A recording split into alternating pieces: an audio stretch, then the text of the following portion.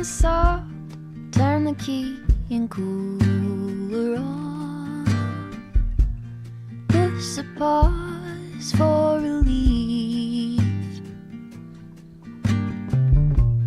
Free pass, you don't even have to ask to be the cat in the sun.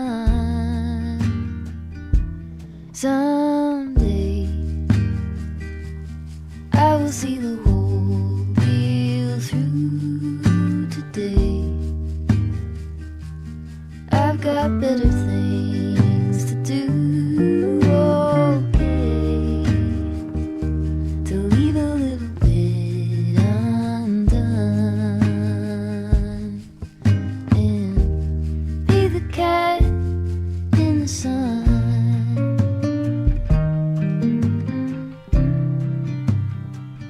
Be the cat in the sun.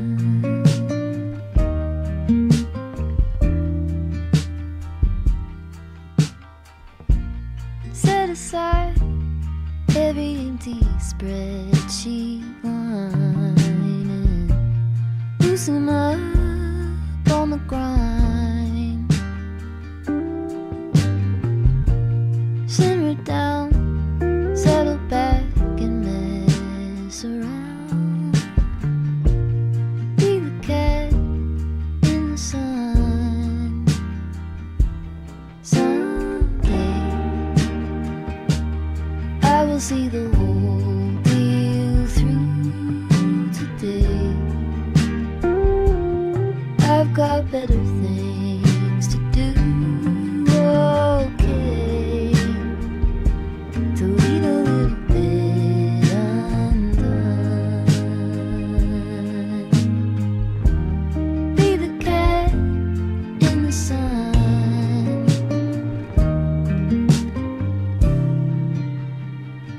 Be the cat in the sun.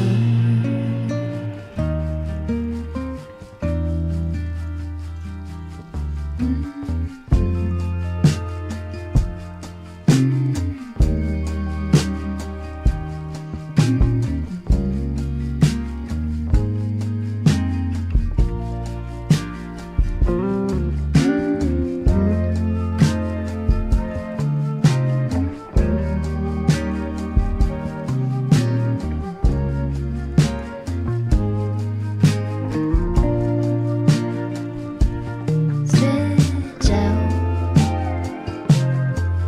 lean back, be the cat.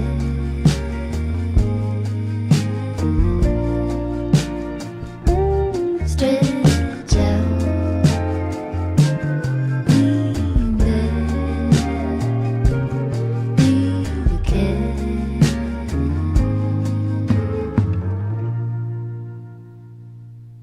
What did you think to that track? Was it not one of the best things you've ever heard?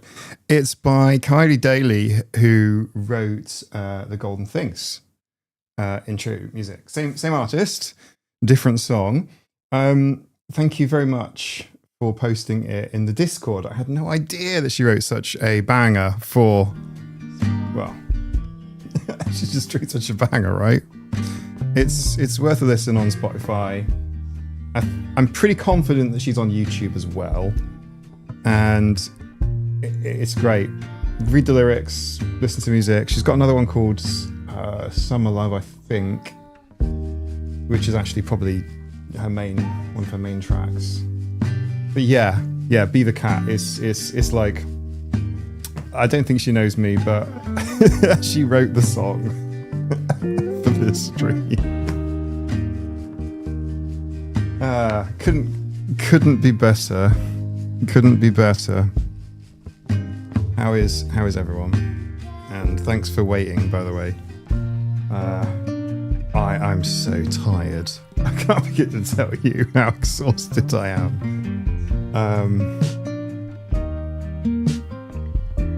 Barvinci, was that Charlie's handwriting? Yeah, on the image showing the relationship, the family tree, if you will, for Hydra and the kittens. Yeah. That was a Charlie drawing. We are meow. Meow, everyone. Juju, I make your chair's got an upgrade. Not following. Oh, yes. This. Yes. This is patchwork quilt. Thank you very much, Helen. Sent it to me last week, so I super appreciate that. Thank you so much for sending that to me. It's super sweet. For those who don't know, there's a book from my childhood called The Patchwork Cat, and I just sort of visually described what this book looked like, and Helen only went and made it, and it was pretty close. I'll be honest, it's pretty close. You hit that right off the bat there. So that was really cool. So thank you very much for that. I appreciate it a lot. It was super, super, super kind. Patchwork chair, yeah, defo. Although it's meant for cats as opposed to humans. But then again, we could be cats today. Bought the Necessary Cat, but not ready yet. Yeah, Necessary Cat is cool. It's got a lot of cat facts in it, and also posted in the Discord today in general chat was a link to a YouTube video about medieval lore, particularly in Wales, and how they considered cats and kittens and how much they were worth. Doogie. The grey hair in the cat ears is a different set of cat ears. You'd be surprised, I have a few sets. Maybe the grey-eared ears will make an appearance at some point. Oh, this is better. Stick my feet up on the desk. This is much better. This works. Do I look like a cat to you, boy? Well, there's just some fascinating stuff back in ancient Wales. Ancient Wales. With regard to cats and the lore around cats and kittens and how much they're worth. It's fascinating. So a cat's worth like one, I forget the unit of currency, but a kitten's worth one of these units of currency. A kitten that's sort of opened its eyes is worth two of these units of currency. And this unit of currency is equivalent to a goose or a lamb. Yeah, but you didn't know that. I didn't. I had no idea.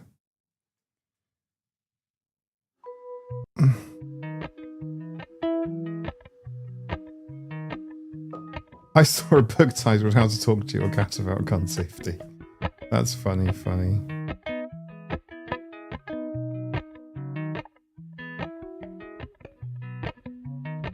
Well, also, like the way cats are handed down in medieval England. Oh yeah, so when your cat starts hunting mice, it becomes worth 3 coins. And yeah, full-grown adult cat is worth 4 coins. They also recorded cats and dogs as having, and I quote, worthless milk. Of course, you can't milk a cat, or at least it is worthless to milk a cat. I had no idea.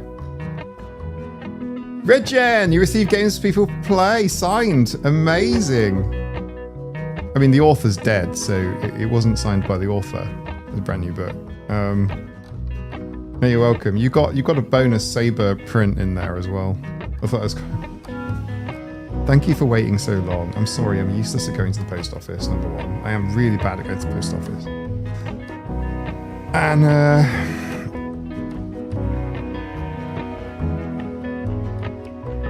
I think that added maybe, was it 2 or 3 weeks to the delay? But the rest of the time was the post. So like the last month, I think has just been the post office. I think so. So yeah, the post office. So yeah, anyway, enjoy the book. I apologise now, Red Gen, for the misogyny in it. Enjoy the misogyny. Posted from me to you. No, you kind of have to look past it. I'm really sorry. It's a product of its time. It's a historical reference book, right? It's written sort of, I was going to say pre-World War II. It's not actually. It's post-World War II. It's all living memory stuff, sadly. But it is pretty smart. It's by the guy who tutored the guy who created the drama triangle. Thought you'd find that interesting. We have a three-legged tabby boy who hunts rats. Do I get extra coins? Diet consulting? No. Because, and I shit you not, if the cat is defective or howls at the moon, I'm sorry, Saber. I'm sorry, Polly. I've got a deaf cat, Polly, over here. We've got Saber, who has 3 legs too, and Bruce has 3 legs too, and Julian has 3 legs too. Well, we're entitled to a third refund. They actually had medieval defective cat refund, and so you would still get a third of the money back. Now, since cats are worth 4 units, how do you do a third refund? Who knows? It's complicated. Needlessly complicated medieval cat laws. These are not my words. Oh yeah. I had some sound level issues, so I can pull that down, no problem. There we go.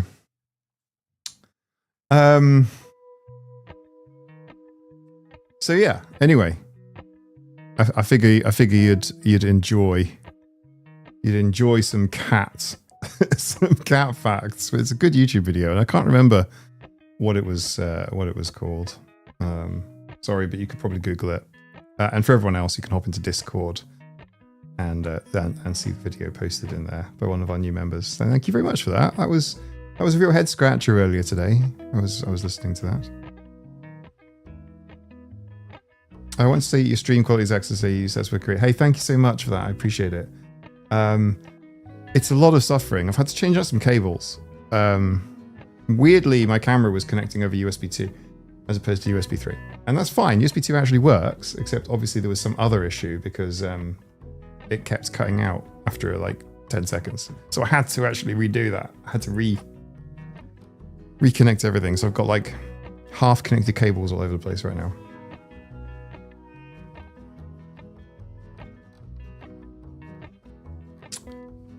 So yeah. Yisel. Hi. First time joining the live stream. Welcome. You've chosen an interesting stream to join. Usually I think it's actually fair to say that usually I am on the ball and I have planned and prepared things, but maybe it's about 50-50. It's around 50-50. Yeah. Half the time the streams are considered. The other half of the time, I don't know what's going on. That's about where it is. That's about their professional hit rate. As for the crown thing, that's new to me. It's weird. So, Leslie posted in the Discord a few weeks ago, saying that she saw it in another live stream. It looks like some sort of leaderboard. How do I see it? Oh gosh. It's not useful to me at all. I've been listening to the old streams. The majority of them, some variation of this is not a usual stream. Well, it's true though, right? So we did a lot of usual streams for a while, and of course the usual streams can be things like Tea and Tales, or our Minecraft stuff when we did the Let's Play things. Those were kind of like usual streams.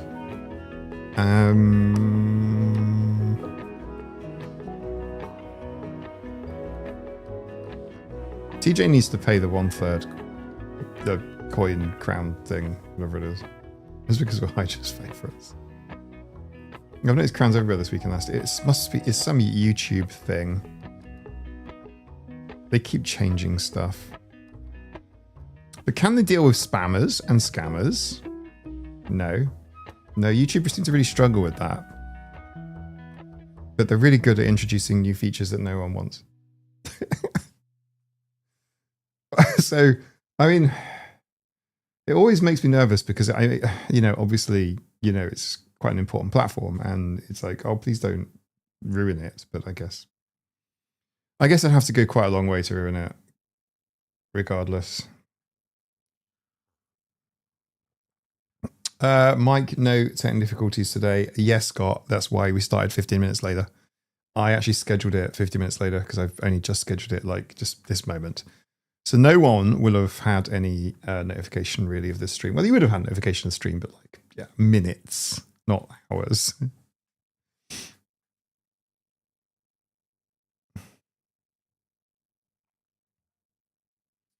Maybe the third coin thing was done when they bit the coins and paid in partials. Yeah, it could be. It could be. It was certainly before the era where coin clipping was a big issue in England anyway. Sorry, I went through a bit of an ADHD obsession with coins and metal detecting and things, and I found loads of really cool things in the ground. Not as much as other people though. I mean, literally, I've seen people find Viking hoards and things on the Isle of Man. I'm not even joking. Like actual like treasure, like bona fide treasure. But I've got bits of things from a long time ago.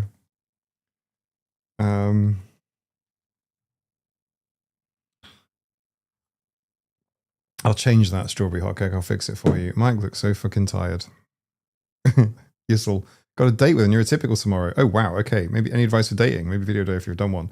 I do have a dating. I also have, I mean, probably jumping ahead of ourselves here a little bit, but it's more of a sex and intimacy topic in the works. But good luck. That'd be great. You have a good time, honestly. Like your literal worst case scenario is you'll learn something. You'll gain XP. You'll gain real life XP. And the best case scenario, it just gets way better from there. You'll be all right. I feel dating as an autistic can be brutal, especially when you get flat from your monotone voice. Sure.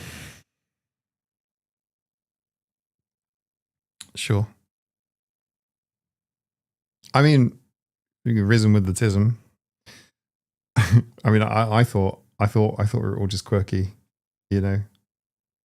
And quirky's hot, right? So you'll be fine. Oh my god! So who posted that? It disappeared from my screen. Oh, it was Catnip T, who is on brand. You can collect 3 defective cats and exchange them for 2 full value ones. That would work.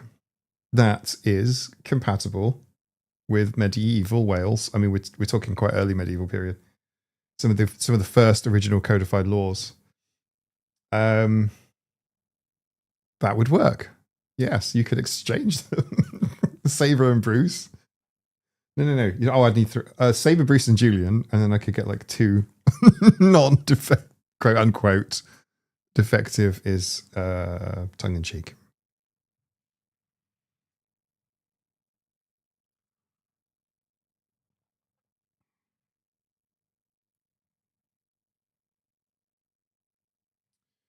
Lissa has got some tips there.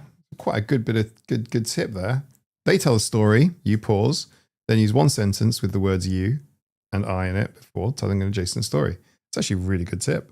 That actually is a pretty good. That is actually, the more I think about it, the more solid that is. And that's actually a really solid piece of first date advice, actually. That's pretty solid. That can carry you quite a long way. People like to talk about themselves. But you knew this already. I think one of the traps, I think, that a lot of neurodivergent people fall into, it's not just autism, is the whole relating and empathy, which is the I'll tell a story about something, you guys will tell a story about something similar in your own lives. Or vice versa. You will tell a story about something in your life. I will repeat a match with story. And it's a troubleshooting thing, and it's a way of saying, at a higher level, hey, I've really listened to you, and here's an example that I have too, to sort of match. It's not like trying to one up someone, make it all about you or whatever. But it can be interpreted that way. And I like, so Lissa's kind of like little hack there, and I'm not sure this is what you're saying, Lissa. I bet it is what you're saying, actually, but I'm not putting words in your mouth. But yeah, if you make a conscious effort to pause and to say, It's funny that you brought that up. Yeah. Yeah. Maybe I'd make another comment about the thing that they said as well. Maybe make it 2 sentences. It's funny that you brought that up.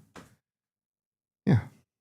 It's definitely, but you'll be fine, honestly. The fact that you've got a date is like, that's the biggest thing. That's the biggest thing in the world. So I'm not working too hard on a number of different side projects because too many side projects, then nothing gets done. You all know this. You're all intimately familiar with this. But like, one of the ones I want to do this year and get it out before Christmas is stuff on employment.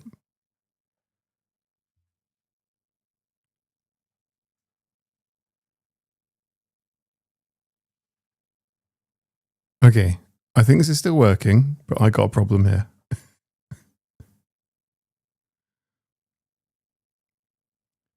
Yeah, I've got a problem. I have to reboot the sound interface. I'll put the Be Right Back scene on. I'll leave the microphone on. I'll keep talking to you. So, oh dear. Okay, I'm gonna disappear any second. I think just audio wise. I'm gonna have to pull the power. Goodness me. No, this is all fine. Everything is okay. We have no technical glitches. Beep. Coming back in 3, 2, 1. Well, it's going to take like 10 seconds or so.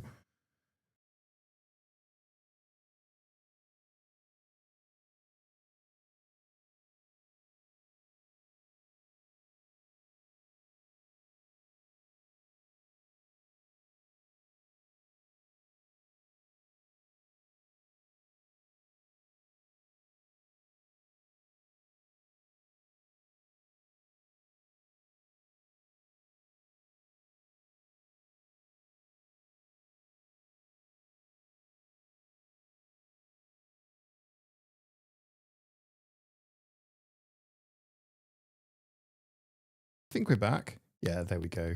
That's better, isn't it? That works. Great.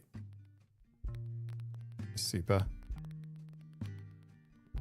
Right, things are working again my end. I just need to I'll adjust the music right down. Hang on.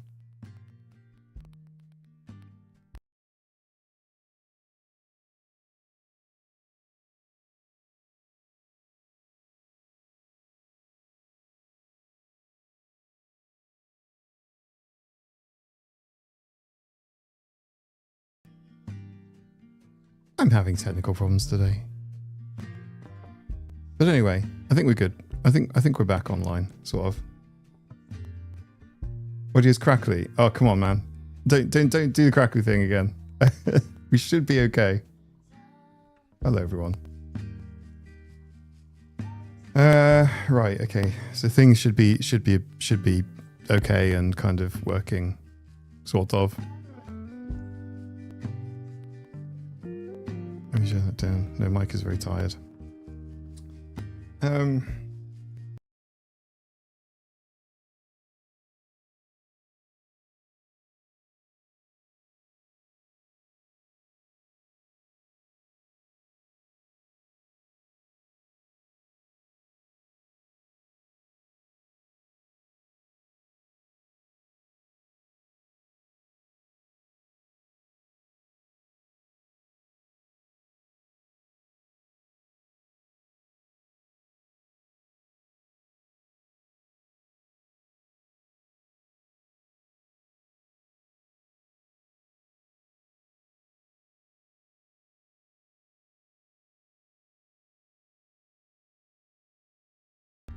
It did. Audio did go away. Yeah, audio did go away. You are all correct. I appreciate the messages. I look here and I see no audio. Yeah, audio is moving from here to here. Something's going on. I'm just trying not to touch anything right now except for my cup of tea. Why so tired? Yeah, mostly just a number of reasons, but it's more energy out than energy in. What that's about. Blame Anna-ferret. I literally closed the door on purpose. I know it reduces the number of cats in here. I've got Pol. That's it. I've only got Pol, but it allows me to reduce the issue of cats running around. By the way, speaking of which, with respect to things like cables and that sort of stuff, and I do want to learn ASL or BSL, 100%. It really is something I want to learn in the short to medium term. I want to start just learning a few things. But yeah, I've swapped out all my audio cables.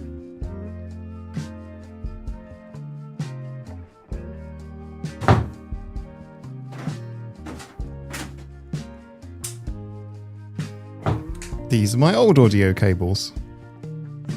I now have new ones, which are way more resistant to noise. Yay. And it cost like $200 to replace the cables. I actually had there's a company in the UK that actually make cables, and I wanted them to make them because I wanted things like ground loops removed. So I wanted specifically, I wanted them wired in a certain way, like it's a bit non-standard, but just like pseudo-balanced. Any audio engineers out there? But I'm not going to do it myself.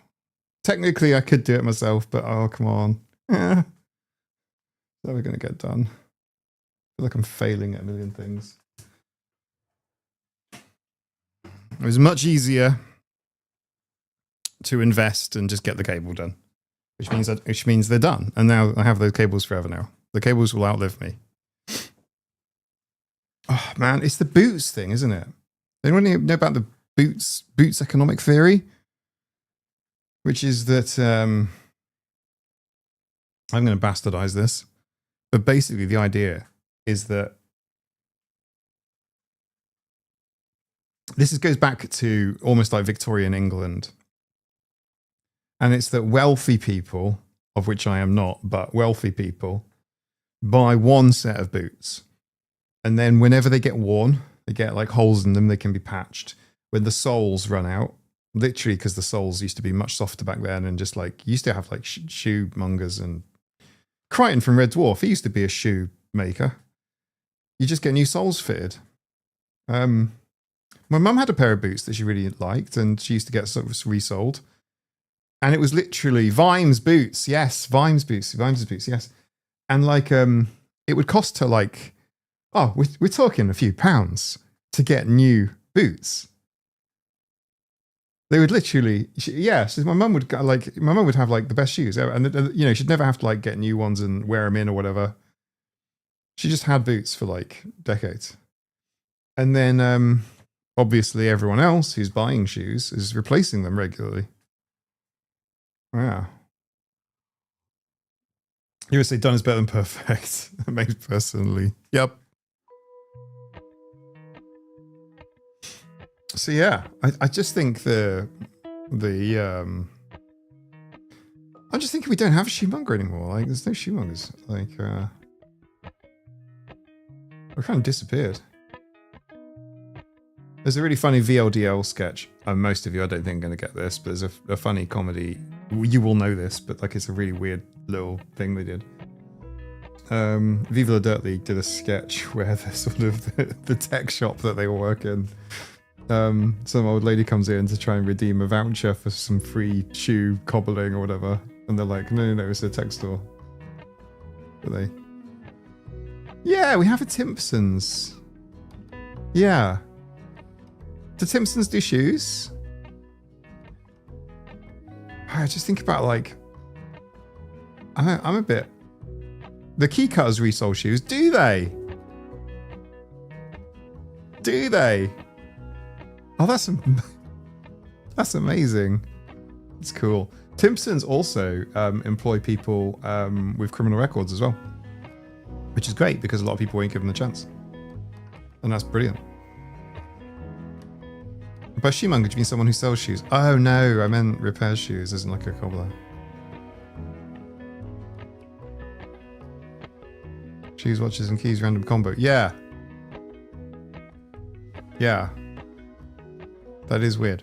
I mean, to be fair, the watches thing is kind of like changing the watch battery.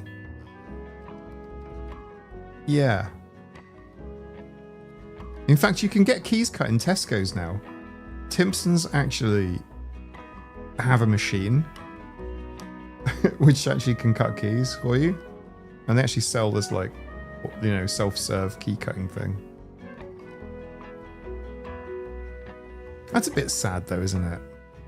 I mean, I like the not seeing people in a Japanese kind of way. Like, I want to be able to get my lunch without having to talk to people.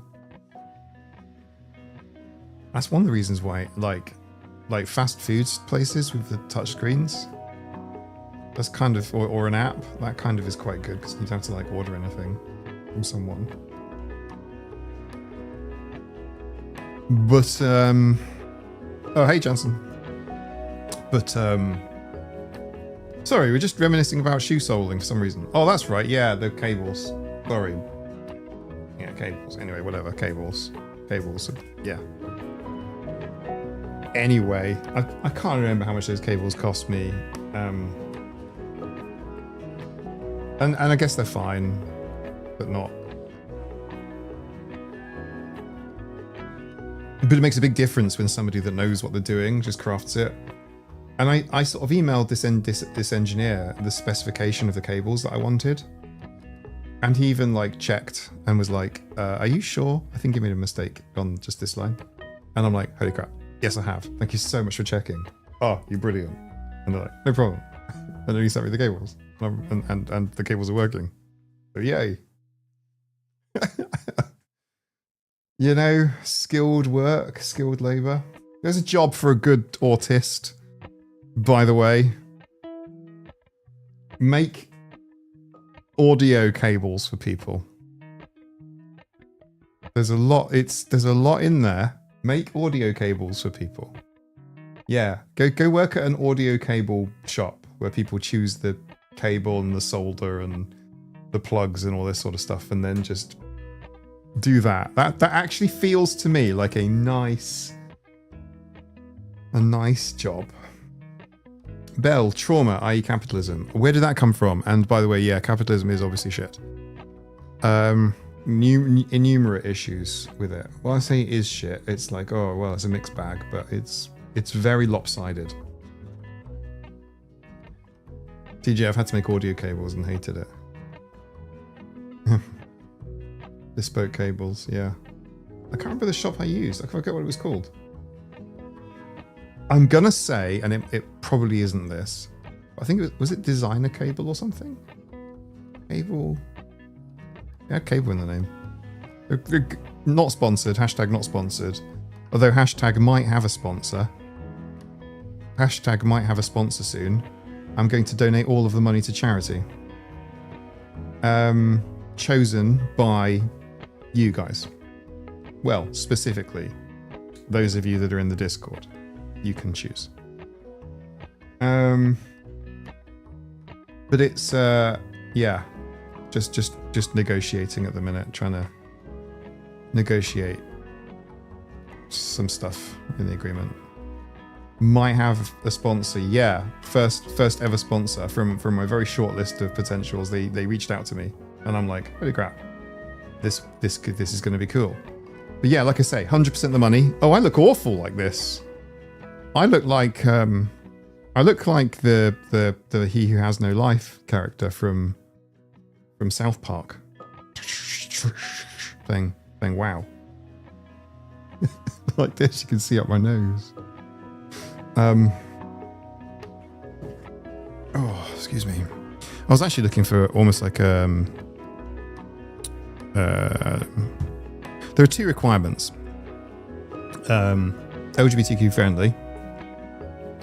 It kind of sort of goes with the potential sponsor, and also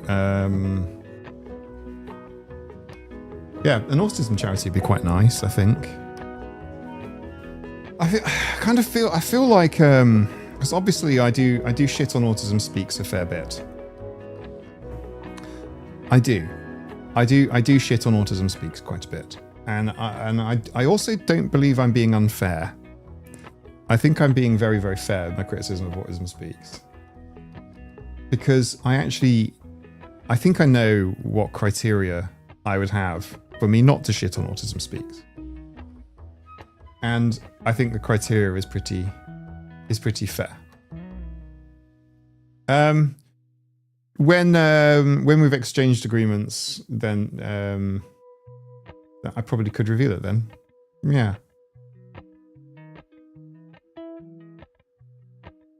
I think if the agreement falls through, I think I've got a plan B, but whatever. I'll talk about it in a minute. I'm super excited by it. Actually, to be honest, I'm super excited. Awesome speaks is a criticism, yeah, for sure. But here's my point. My point is so then what? So to borrow a phrase from a friend, autism speaks. Now what?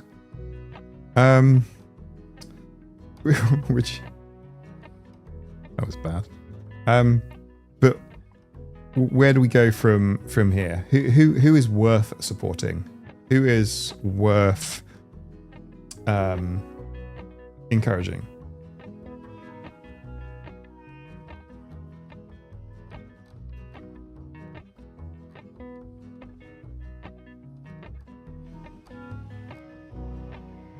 You need something that rivals the snotty jigsaw.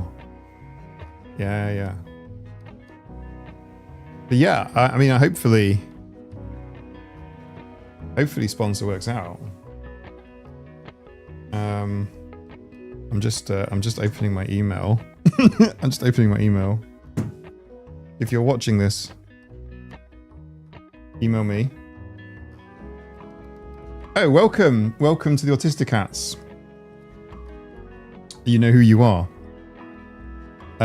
You joined like 20 minutes ago.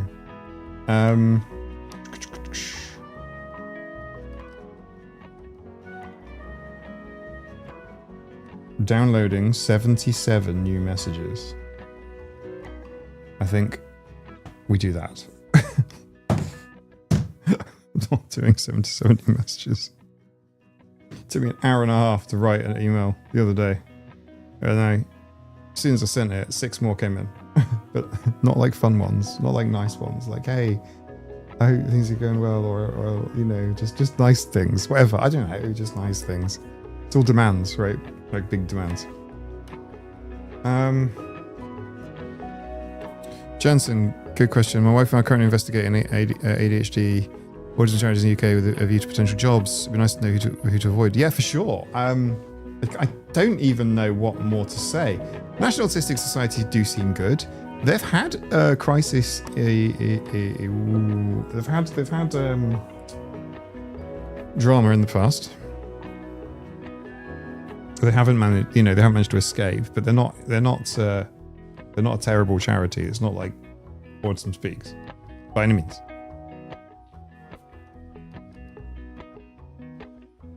Yeah, I'd say well of National Autistic Society. Yes, in the UK. What about the US or anywhere else in the world? I don't. You know what? I genuinely don't know. I don't know who's doing what. I think it'd be quite a nice idea to know, because I couldn't. When we're talking about like a list of resources on the Discord as well, we've got a long-running channel, which was originally intended to be temporary. It is temporary, by the way. Heavy warning, everyone. Which we can then distill into an actual bona fide resource list, but we've been crowdsourcing for months. And we have obviously like books, YouTube channels, podcasts, helplines, all the stuff. But I think what we're a bit light on is charities.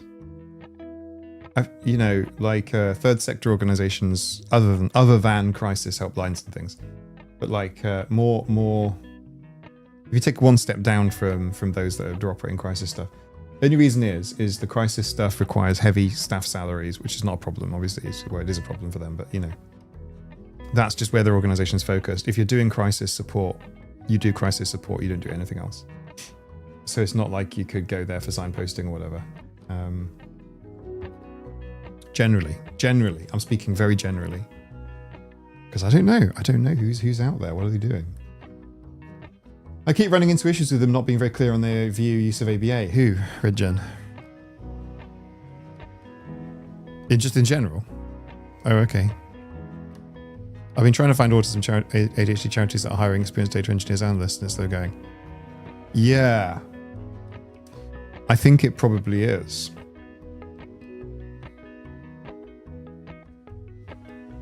I was in a virtual job there today and someone had an opening for an ABA therapist. Oh, I could apply for that. Not yet. Ali. Oh, Ali. Okay. Nice to see you, Ali. Welcome.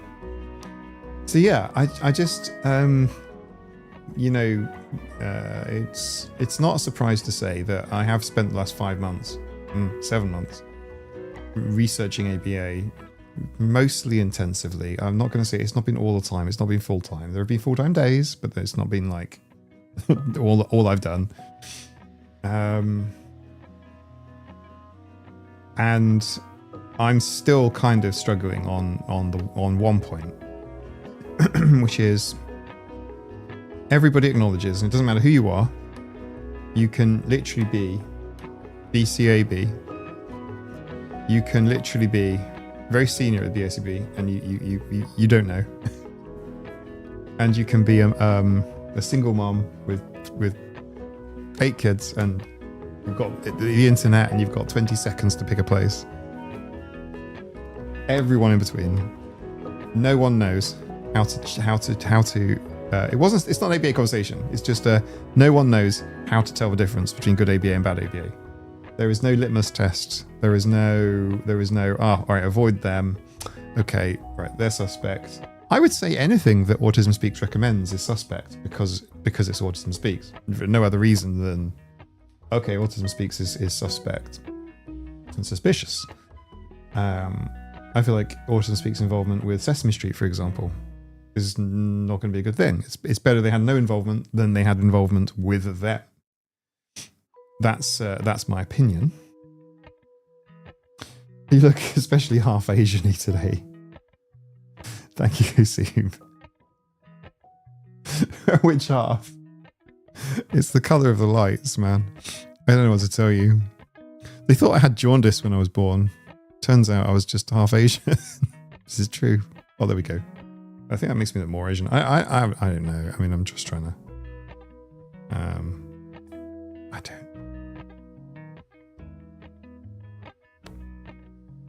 One light, 2 lights. The light colours are all out of place as well. This should be 5,000 Kelvin. But I don't want 5,000 Kelvin because 5,000 Kelvin is too white. No, sorry, that's not a racial comment. I came out wrong. It's like too blue. It's like too cool, right? I wanted a warmer light.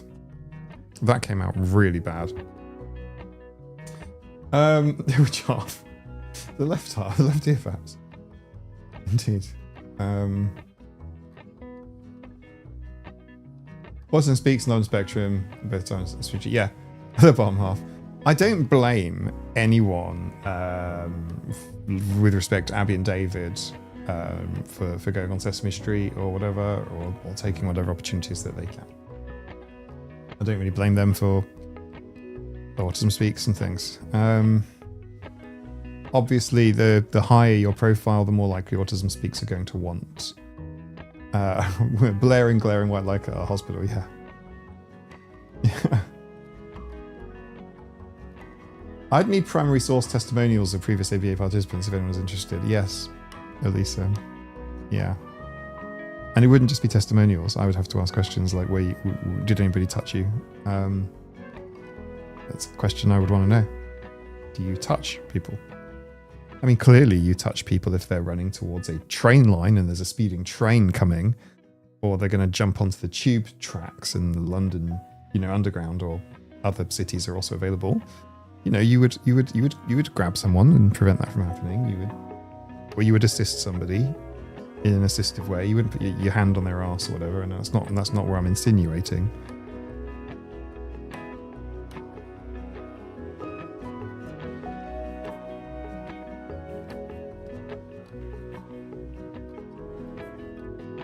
I'm intrigued by the police checks as well, because there's a couple of levels. At least in Britain, there's a couple of levels for police checks too. There's a basic DBS, which is a disclosure and barring service, and that's one little check that is done to make sure that somebody hasn't, committed any crimes. That not like parking ticket violation is not going to be an issue, but like hasn't committed any crimes that might then be an issue affecting their ability to look after vulnerable people.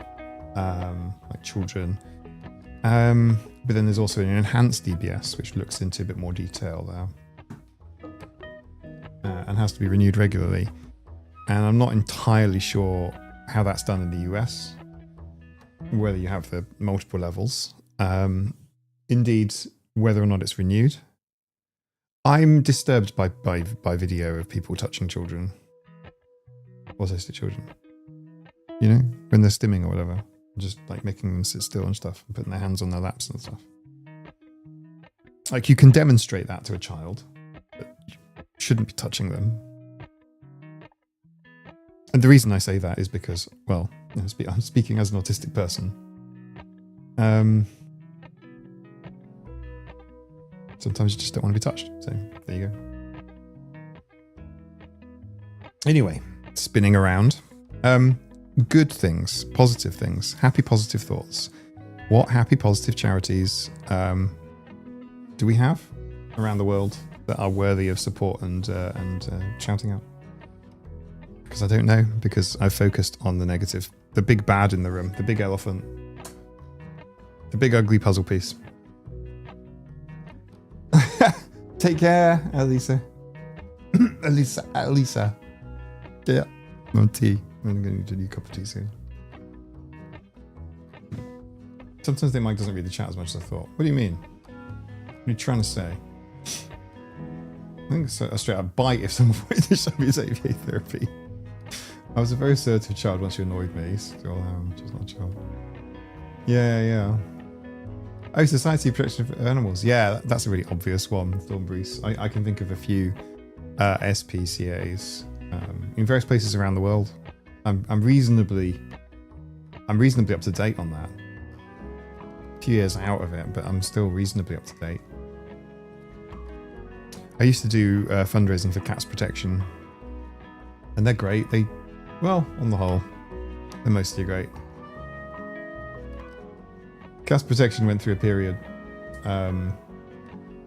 where they had some new strategy, some new leadership, who decided that cats shouldn't be allowed to see each other because cats are solitary animals. And their new cattery pen design, recommended cattery pen design, was really bad.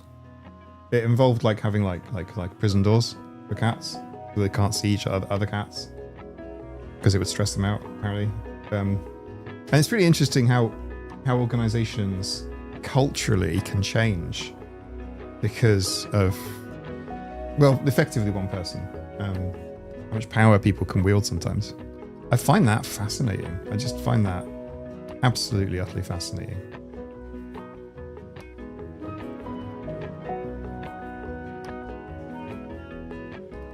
Where does National Autistic Society fit in? Guest UK. It's a decent charity, I think. Yeah. I'm not being like super critical, trying to find fault with everyone. As in Autism Speaks actually deliberately seems like it's trying to piss me off. Like that's the difference is Autism Speaks. Like, even when you read their correcting myths about us kind of posts, it's all very combative and aggressive. And in many places it's completely inaccurate. So yeah. But tell me the good charity in the US. I couldn't name one, and that's just because I just don't know. It might just be that that in the US the mind share is occupied so largely. It's a bit like saying, name me 5 cell phone manufacturers. Ready, steady, go. In the US, go. And you'd be like, Apple? Okay, yeah, well, Google? No, they just do software. Well, Samsung? Do you know what I mean? You have to start thinking. But the ones that have the bigger mind share go straight into your mind first. Wild Justice with Chris Packham. That is actually quite close to my heart, Phoenix. I feel like I want you guys to choose these things. Autistic Self-Advocacy Network. Bingo. Strange Quasar. Yeah. They've done some good stuff. Wouldn't it be funny if that was an item on the board meeting agendas? Item 15, how can we piss my game off this month? ASAN is the accepted one in the US. Okay. ASAN are quite good at the whole communication side of things. But do they do practical assistance for people? What do ASAN spend money on? I don't know. I don't know. The National Autistic Society is given the source of info and help by the NHS and Mindwork. Sorry, yeah. National Autistic Society is very decent. In fact, actually, worldwide, the National Autistic Society UK is referenced quite well. In fact, I can tell you this. Here you go. Here's a way to.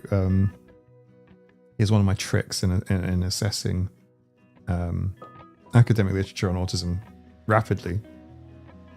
One of my tricks is I go down to references at the bottom, the citations, and I just see, I just count the citations. I look for National Autistic Society citations, and I look for things like Autism Speaks citations, and organizations affiliated with Autism Speaks.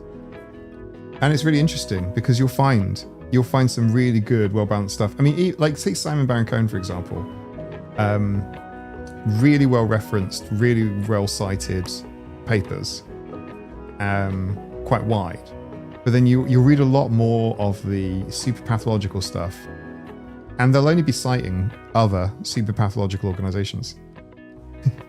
It's not in any way balanced at all. Don't even try to be. Don't even try. And then, so I before even reading things like results or whatever, before even reading the abstract, I'm like, right, how many times have they cited Autism Speaks? How many times have they cited National Autistic Society? And those are kind of almost like my two counterbalances. And I go, okay, cool. Because the National Autistic Society puts out a lot of articles, or they're involved in a lot of articles. And they're involved in all kinds of government things, consultations. Not that government consultations ever go anywhere, but, they are a voice. Lunch in the oven. What have you put in the oven, Snelkity? What you got going on? I'm going to have to go get a cup of tea in a second. Yeah, Sesame Street used to be advised by ASAN, and they swapped them for Autism Speaks.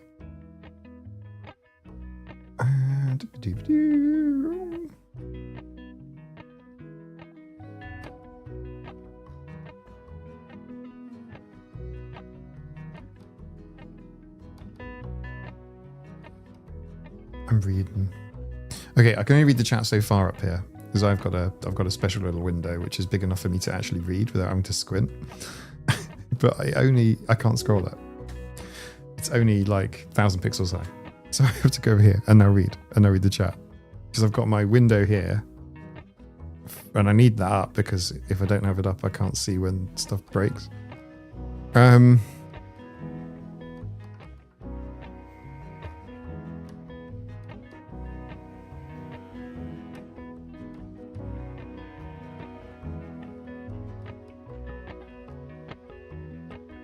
Oftentimes the best charities are locally run to impact your own communities, really. Yeah, you're probably right there, Ashley, to be fair.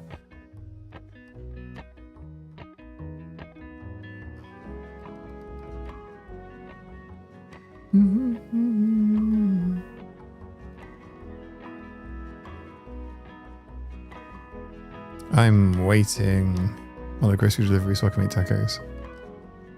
Ooh, I've never made nice tacos, to be honest. Baking some potatoes and vegan nuggets to exhaust or anything fancy. That sounds nice, though. Some comfort food there. I hope you've got some nice condiments for the nuggets.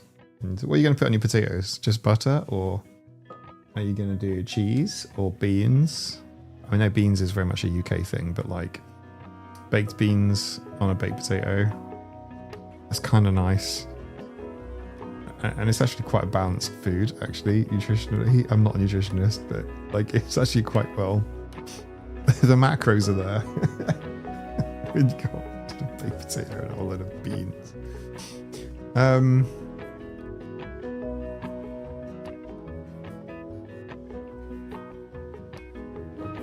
I also have vegan nugs for dinner. Also seafood. Yeah, I've got some in the freezer. Yeah, if in doubt. It gets very sad when you run out though. When you run out of something you're expecting. I've got some... One of the things, pretty much one of... I do not have ARFID. I appreciate this is going to sound a bit ARFID-y, but it's not. One of the only things I'm eating at the minute, and have been for like months, are like part bake ciabattas. They just go in the oven for 6 minutes at 180, and then I can just eat them plain or just with butter, and that's what I've been eating. Lots of. Just like, okay, sometimes with cheese in, sometimes just butter, sometimes hummus. Like that's like really splashing it out. That's going super fancy, and I'll just like dip it in hummus. Oh my god, it's so good.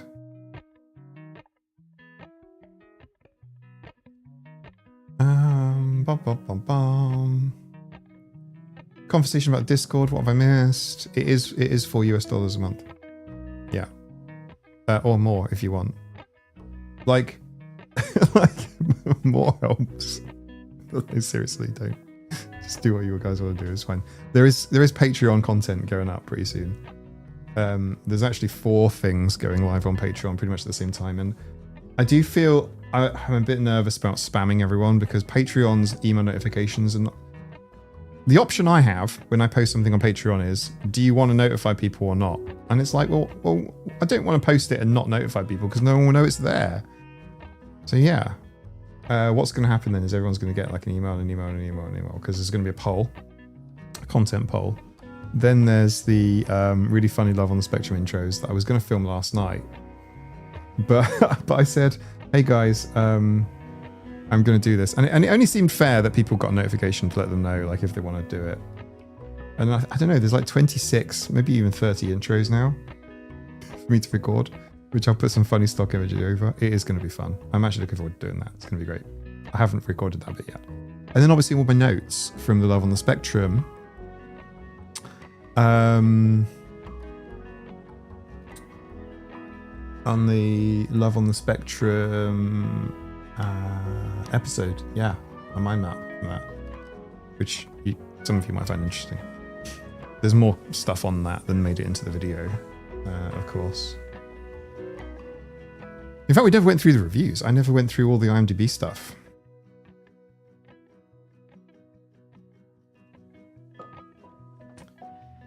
To quote a dietitian, any meal's better than no meal. Yeah, this is true.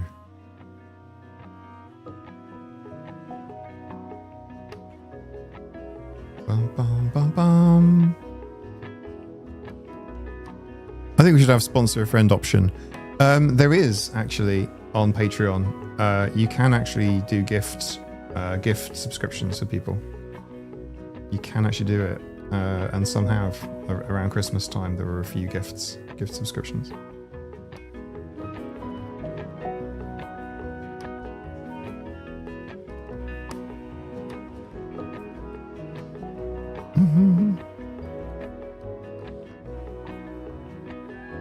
TJ has said something. I've had 0 spoons for cooking since last week. Last week I've been eating the bare minimum. In which case, I would offer you a ciabatta, but the problem with that is it would be a brick by the time it got to you. You'd be unboxing a brick, a dry brick. It might be moldy as well. Dry. You'd be like, what's this? No. and it would arrive in like weeks. It would take like a month. Somehow if I post to the US, it takes like about a month. Red Gen, the way it works is, and I don't know because I've not done it, but it's a one-off. It's a one-off thing. So you can basically choose a tier and a number of months. I'm pretty confident it's like that. So you can do like kitten tier 1 month. Put in your friend's email address, they'll get an email. And they'll be prompted to sign up to Patreon with that email. And off they go.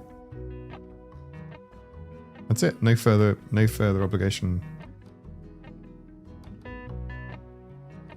It's like buying a piece of merch, but it's like a voucher or like an automatic thing. But you need their email address. Crowd, get a tea, be a cat. I need tea. I have finished my tea. I'm going to go get more tea. So we're going to do what we normally do, which is what we normally do. I always forget to do it. It should be every half hour. On average, I run like a 2-minute break every hour and a half. It should be every 30 minutes. I do try, but what it means is it means that YouTube ads can be off. Because if YouTube ads are off,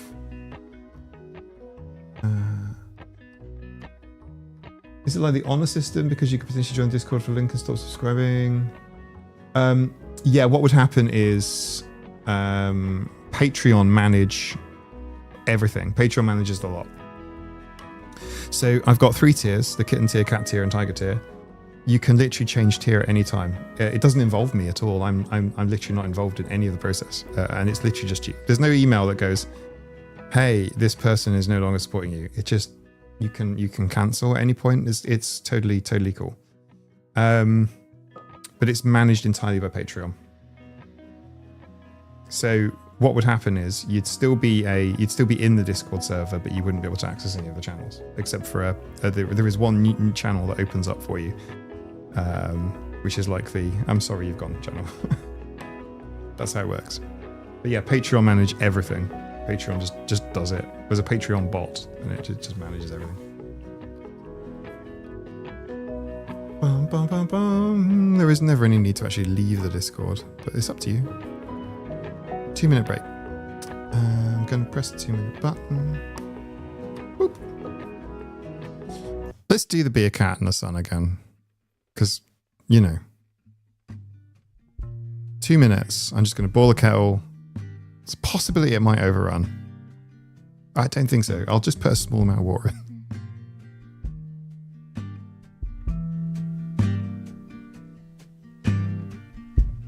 Come on, soft, turn the key and cooler on. Push the pause for relief. Free pass, you don't even have to ask to be the cat in the sun. Someday I will see the whole deal through today. I've got better things to do, okay, to leave a little bit undone and be the cat in the sun.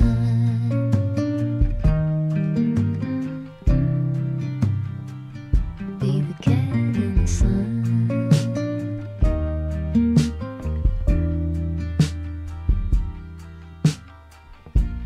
Set aside every empty spreadsheet line and loosen up on the grind. Simmer down, settle back and mess around. Be the cat in the sun. Someday I will see the whole deal through today. I've got better things to do, okay, to leave a little bit undone. Be the cat in the sun.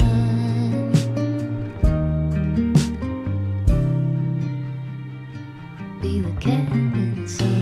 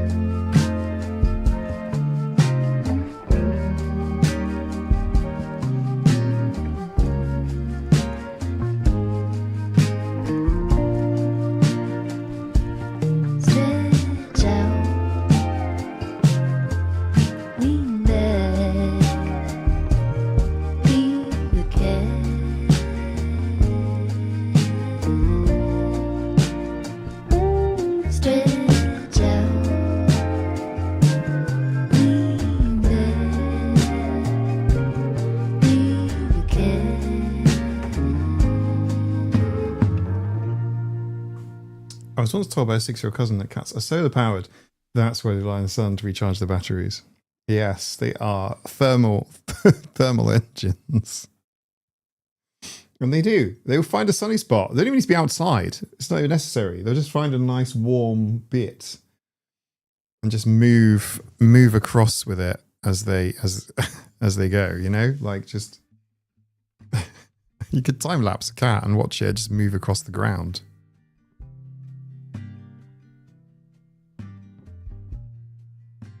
Okay, hang on.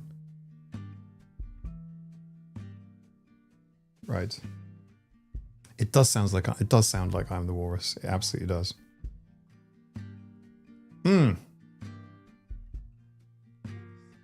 t-shirt's been inside out all day, but no one will have noticed, except you've just gone and told like a whole load of people. Tzatziki for a percussion meetup, which just sounds like an excuse to get together and stim, doesn't it? And hey everyone, just came in from a post-dinner walk. Hope you're having a nice evening. So far so good, I'll be perfectly honest. Tzatziki over a bunch of vegan nugs. I'm there. That works. I can do that. And not only can I do that, that would work. What have you got, Emma? I think Emma has found one dry cat biscuit, as in like a cat treat from last week's Catmageddon under the piano. Just trying to get it. I'll keep it busy for a while. Tzatziki is very nice on like flatbread or a pita bread with some salad in there. All good stuff.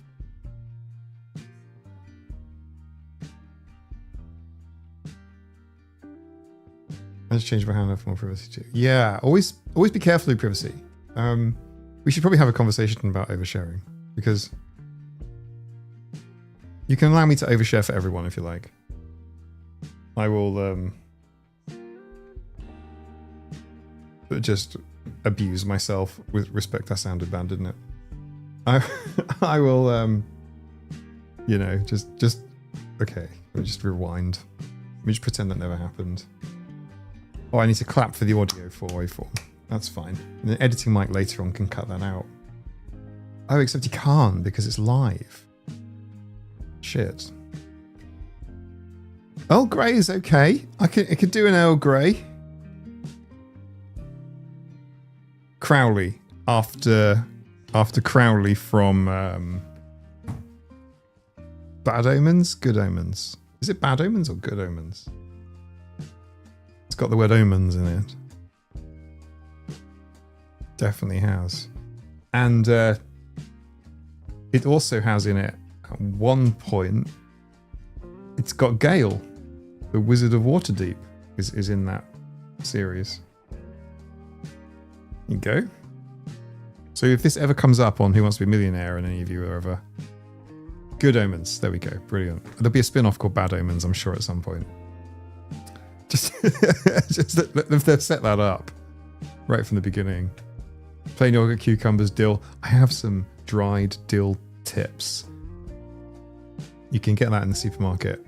I do it. I do that kind of mix that you just did there. Lots of crowdies in me for sure. I got it from my dad though. So I'm so sorry. Sorry. I didn't mean anything by it. It's just the only Crowley I know of is in Good Bad Omens. You guys are passing the crowns around. You're in sort of like pole position. Everyone's racing to get the crown. I don't know what it does. I don't know what it means. I think this is a gut feeling because I have not looked into it. I mean that. Maybe I should. Maybe I should spend more time looking at what's YouTube's changelog or whatever. I don't even know if they have one, by the way. I don't think YouTube has a release notes. I think they do have a channel, like where they talk about what they're going to be doing, but it's all very vague and stuff. Occasionally you get emails. I got an email when the weird dubbing happened. I just need you to, yeah, the dubbing, because people comment sometimes and go, Oh, I mean, you're really hard to understand because like I don't like it because like you're talking in German. And you've got an AI voice, and it's like that's not me. It's got nothing to do with me. That's YouTube. That's just your settings. Your VPN to Germany. Hello, Emma. Emma Spice Cat. Yes. Okay. So what I was saying is, manage what you share online. It's important. You be friendly, and you can talk about stuff. But yeah, just be careful. just be cognizant. Okay, so my point is to say keep showing support to earn more. What kind of support are we talking about? Is it just like engagement farming? Genuinely, is it like, oh, it's suggested buying a super chat? Okay. I think what I need to do is go to a creator where these crowns are appearing and see what happens. So your reward for being very chatty and getting a crown emoji is to be prompted to buy a super chat.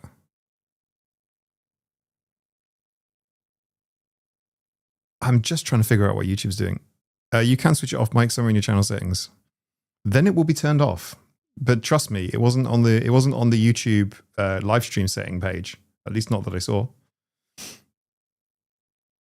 Yes, I will. I will find it and I will turn it off. I will tell you this. You guys need to know this, right? You all need to know this. You all need to hear it, actually. It's quite possible that a lot of creators will really like this. That's on my face.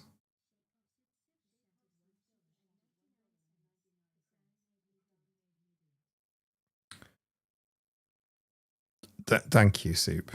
I don't believe that for a second. You needn't have done that, but thank you so much. And I think I've just figured out why you heard that twice, because I've got two alert box things on here on this screen. How do I fix this? I don't know. I'll tell you what, I'll delete one and see what happens. Someone else has to do a super chat now. See if it says it wants to. I'm just messing with you. No. What I'm trying to say is this. Right? Emma, I love you, but I wasn't talking to you, darling. Emma's getting annoyed with me now. I might have to go get an Emma treat. Okay. What I'm trying to say to you all is these live streams don't need more engagement. There's literally like at the end of the live stream, other than the fact that people unsubscribe during the live stream because they don't like it. And I figured out where the unsubscribe thing comes from, by the way. That's people clicking on the live stream and then clicking unsubscribe from channel. So that's where those negatives come from. And it happens after the stream has gone live. So people see the VOD and then they go, I don't want the VODs, and they unsubscribe for whatever reason. I don't know. It's okay. But whatever.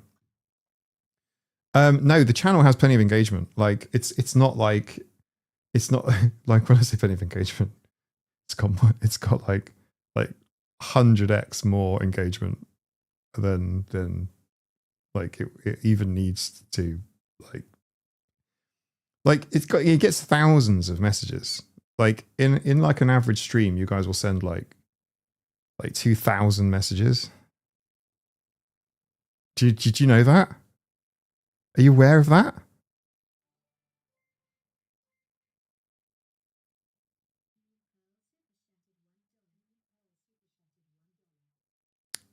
Thank you so much. There's only one. Okay, hang on a second. Right, there's one more alert box, but oh, I know what the problem is. it'll be this. It'll be this overlay also has an alert box in its code. And that's why there's one on my face that I can't see. Which means if I hide this one and this one, it won't work. Right, someone else has to do it now. I'm sorry. Messages, comments, yeah. Messages, comments, yeah. Oh, 2K is like a mild night. 2K is like it's so Moonpole, yeah, it did work. Thank you so much. You didn't have to do it, by the way. It does say super chat. Did it not say super chat? Okay. I guess what I'm trying to say is I'm getting so distracted by the chat. In an 8-hour shift in busy retail, one serve 2,500 customers, easy feels like 5. Yeah, totally. Yeah, there's like YouTube is doing this feature. Obviously, it's not like it's not a mic thing. It's not an autistic AF thing. It's just they're obviously rolling it out, and it's obviously a way to encourage more watch time, which means more ads, right? YouTube only care about ads. It's true. They do. Cheers. Kind of the weird thing about that is that it means that the content has to be sort of ad friendly for YouTube to show it to anyone, because why would YouTube waste its bandwidth, which costs a lot of money and stuff, on content that isn't advertiser friendly? And then they want to push up engagement. I think it's weird, but I don't. It's going to make no difference. It's going to make no difference to this stream. Oh yeah, definitely click the like button, please. That would actually help me out. Do click the like button. It's free, and it tells the bot that I'm doing a good job. I don't usually care about that, like doing a good job, as you can tell. Oh man, if I want to do YouTube properly, there's a better way of doing it.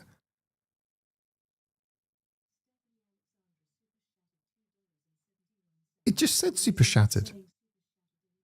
It did. It did. I heard super shattered. Thank you, Stephanie. You now have a number 2 crown. I didn't click that. I'm just. Yeah. If you click the like, then the AI, which is my new overlord boss, will be pleased with me. And it might show the content of the channel to more people. You don't hear it. I mean, I hear it, and as a consequence, you guys must hear it too. Okay. I know what the problem is. All right, I really apologize here. I can't refund you if you do like a super chat. I can't refund super chats. But the button was off on the soundboard, so that the thing doesn't go through. No, I'm serious. There is a button here for putting the sound through on the super chat, and it didn't go through. It wasn't on. If you were to do a super chat of like $1 or whatever it is, you would hear it. Okay, it would now work. YouTube is being super queerphobic lately. You are correct, Belle. I don't know if you mean like YouTube as in like YouTubers, but the platform has done some weird stuff in its community standards. As in you can now effectively be transphobic. And by transphobic, I don't mean like you can be discriminatory, overtly discriminatory towards trans people in a way that you can't be towards other people. It's not bullshit, Soup. If you did a super chat, and I can't refund you, I'd love to go, just put it through, and then I'll click a refund button.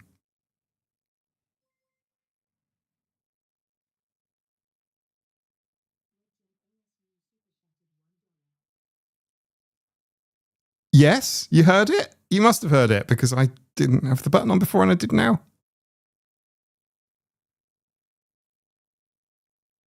I could see the audio levels.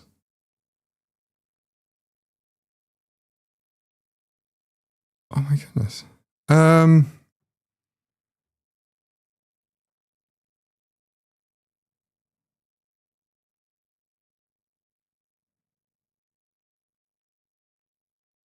You saw it. Okay, so I heard it. You might have heard a tiny bit coming through the thing.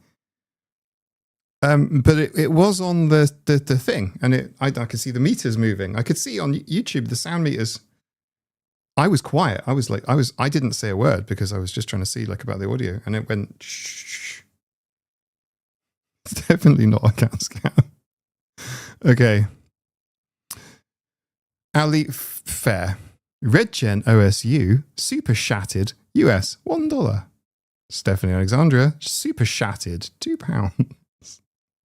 Moon Pearl super shattered $1 Soup super shattered $1.99. There should 100% be sound. I could see it wouldn't have worked because this button wasn't pressed to put the sound through to the stream, and it is now. It's pressed, so it should work. And I was even quiet for a moment. We don't need the crown thing and stuff. I mean, I could leave it on if you guys, want it, and there's an option to do so or whatever. Meanwhile, the voice loud anti-queer disinformation comments, the removal of protection, just making it a visual. It's weird, Belle, because it's not a conspiracy. It's not like, well, when I say it's not a conspiracy, I mean it would be easy to say, nah, that's just you. You're being over dramatic. Like that is like, it's not what Mike would say, but like it's an easy thing to say. You're just being dramatic. There's no background music either. There is. It's very quiet though.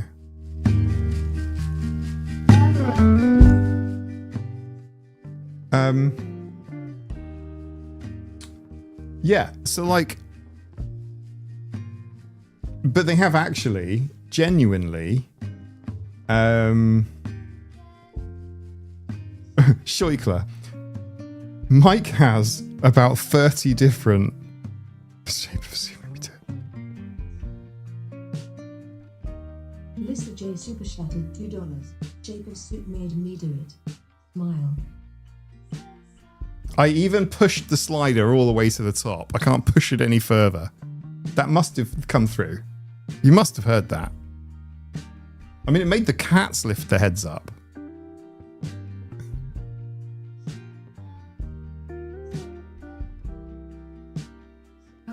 Super Shattered $13.55. Comments. That was very generous of you. Thank you so much. I heard that through your speakers. It must maybe, yeah. But that should be being diverted in. Let me have a look. Oh, I figured it out. Okay, right. The sound might change. Just an auditory alert for everyone. 3, 2, 1. Okay. All right. There was another problem. There was another problem. The next super chat is going to be very, very loud. But there was an unassociated issue, which is that OBS was only listening to the microphone slider. But yeah, that was very. You got quiet on the change. I definitely did. Okay, working on it. Volume.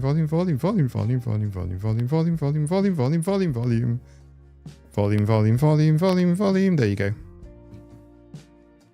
sorry. Tune in for an audio test. It's I'm watching this the software fader slider because what it actually is in real life, it doesn't matter. It's all about the actual software slider. Because Microsoft Windows is in between. 9 times out of 10 it's OBS, Crowley. Yeah, you're not kidding. I want to finish off what I was saying about the trans thing, the queer thing. It's bonkers that YouTube would make that change, negative change to their community standards policies. It's really weird.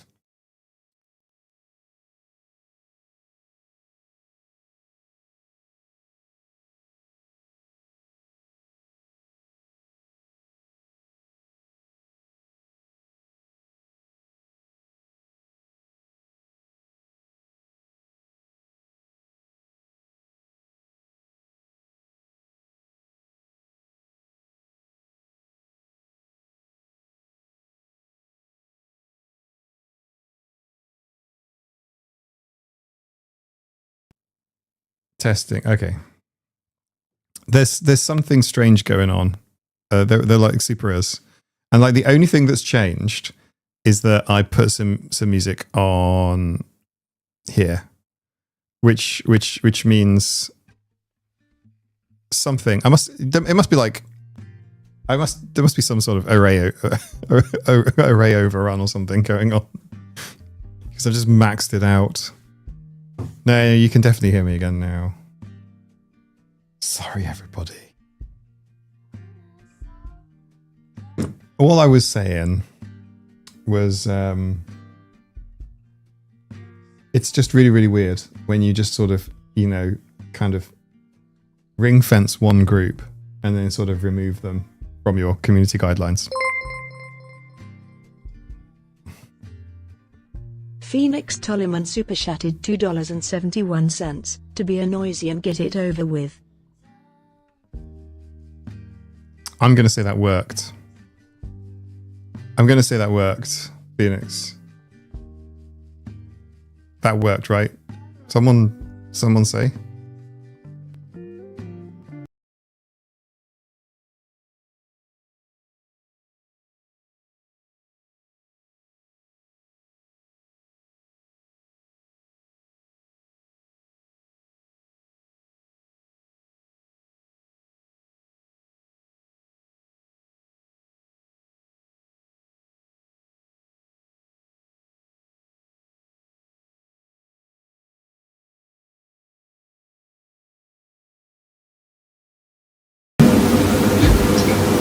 Okay, hang on.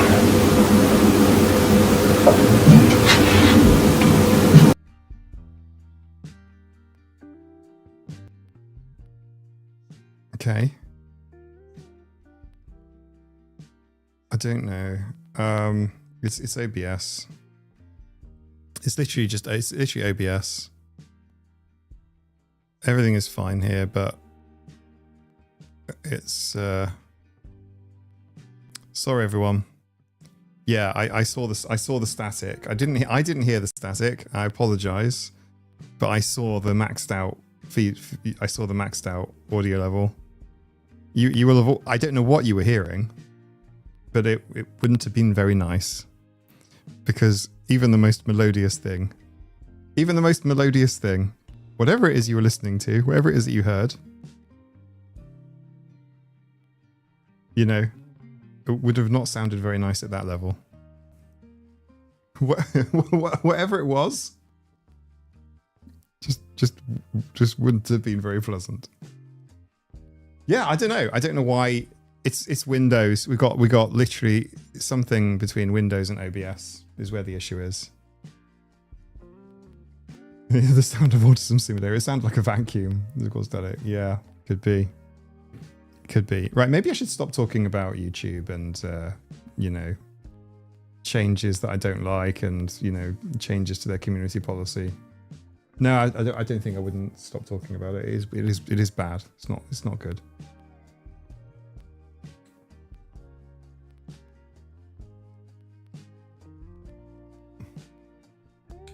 snafu. Situation normal. All flavored up. I just discovered the benefit of the video lagging behind the chat. Anne-Marie, yeah, I see. Yeah, you had a warning. YouTube can hear you. YouTube can always hear you. But it can't because I don't have Google devices, isn't there? Listening in. Well, Miss Pat Van Driver Lady, have you noticed the crowns? So Stephanie Alexandria has a number 2. Cathal Hex has the number 1 crown currently. There is a number 3 crown all to play for. Who has number 3 crown? Phoenix Tollyman has the number 3 crown. There you go. They are super crowned for being super active in the chat. I would say it's not that great. YouTube moderators were listening in and messing with us. So someone put a rum and salt packet on situation normal. Yeah. Autism Speaks hacking in. Autism Speaks can't hack in because, you know, we've got all of the hackers on our team. No, they didn't get the hackers. What they get is the glitz and the glamour. I'm not saying we're not glamorous. I'm saying that we don't get the galas. They get all of the like famous rich people and all of the money. I know this whole like autism levels thing and the whole kind of supports and accommodations stuff notwithstanding, but you know, and I know I've said like there isn't like a, you know, VIP cards to resources and stuff, but in some respects there is a vault with millions of dollars in it. And I'm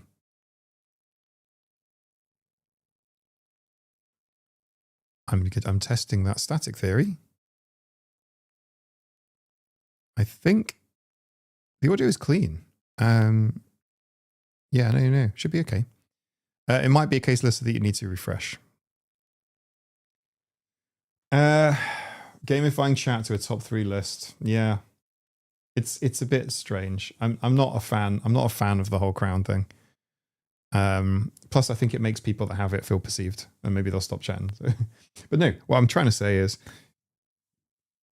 this live stream, in terms of engagement, it's not short on engagement. It doesn't need a gamified thing in order to get engagement. It has thousands of, I mean, it gets like thousands of reactions. These things, I think I could probably do them as well. I'm going to do some smiley faces. Okay. Oh no, they're laughing faces. No, I don't laugh at me. Don't perceive me. Do the celebrate one. Yay! Right, these celebration things. Like, people don't really use those, but it still gets thousands of them on stream. And it gets thousands of messages.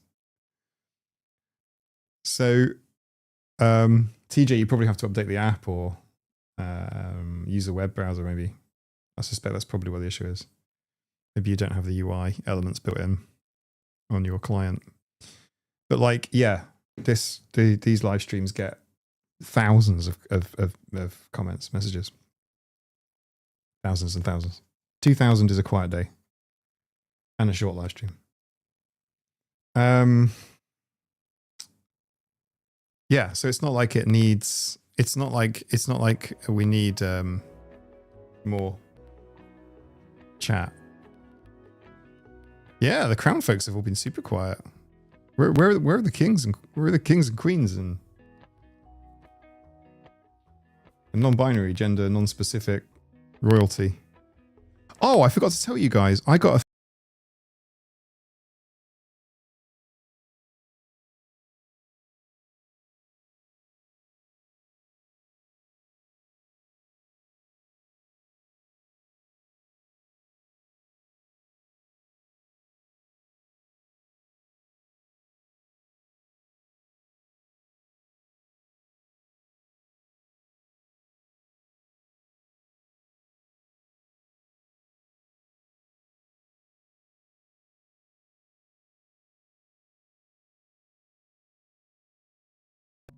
right.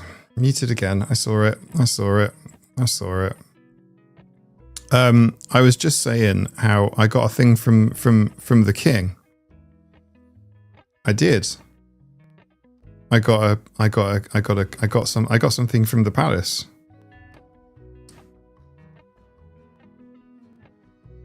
Yeah, or did I forget to tell you? I'm telling you now. Look. I'm just removing the cat hair from it. It's not the plushie. Oh, it's got quite a lot of cat hair on it. Who's been kissing the plushie? Oh, the other plushie has been washed. You just need to know that. I got... This is you, isn't it? The cat's muting me. No, no. Yeah, I got this on Sunday.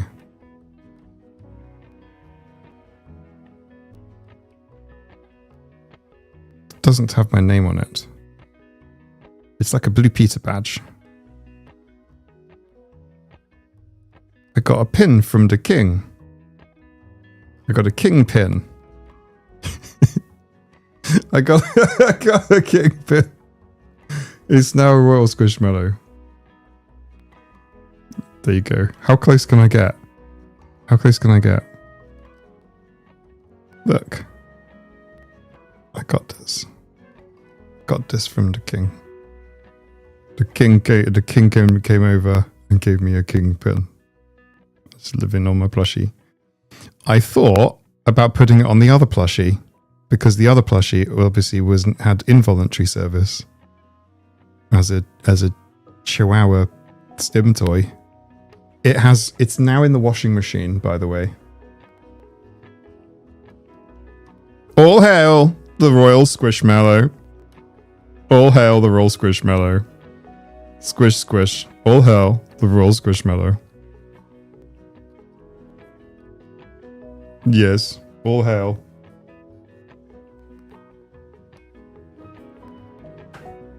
If President Trump says something like that, I'd give it to my cat. Well, I put it on a plushie. This is good enough.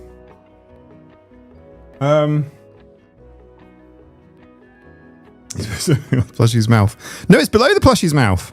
It's on the bow tie. Plushie bow tie. Look, see? It's just a plushie bow tie. Emma is very angry right now. We're going to have some Emma drama very shortly. Take care, Mopo. No, it's not. It's just, but it is a royal thing. It's for marine conservation.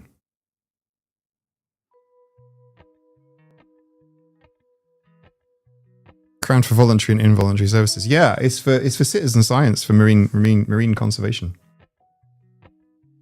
It's for special interest. It just so happens to be something that, you know, looks good. But yeah, I hide from stuff. I hide from press releases and things. I hide from all of those things. You'll not often see me on something. If you do, I usually am hiding, and I usually have like a hood on or something covering my face. Emma really does need snacks. I'm actually going to have to get her something because she's getting actually irritated. So Emma gets irritated by me talking like this because she thinks I'm ignoring her and I'm just waving my hands around and stuff. It'd be like plushie, keep smiling even though someone stabbed your throat. No, I just put it on the pin. On the bow tie. But yeah, I got that on Sunday.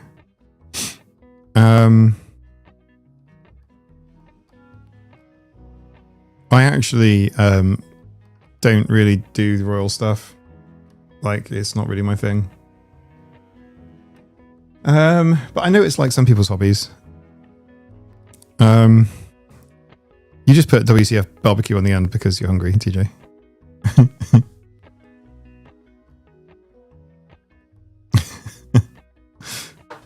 Emma says snacks now. Yeah, she's actually knocking things over. I don't know if you can hear.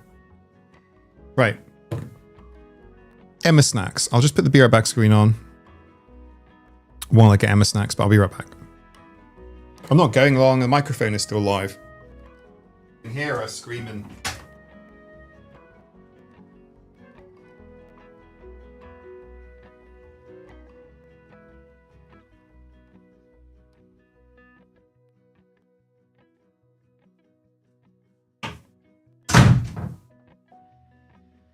She had snacks earlier today, so it's not like she needs like extra snacks, but she has snacks. Oh, yep, see?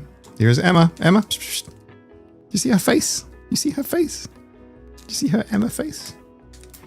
Meow. It's a special thing in a foil pouch. Hang on, I'll put a piece there. Go in. There you go. Okay. Yes, it is for you. It is yours. Here. She's just taken it. She's just nomming it now. Gone. I'll fold this up. I'm waiting for...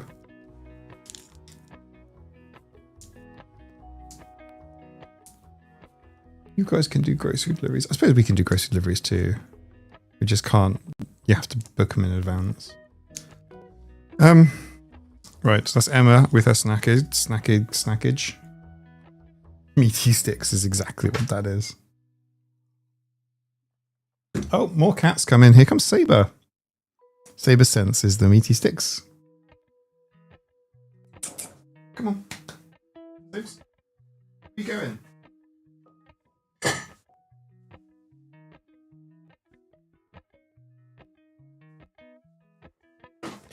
I present to the court my defective cat.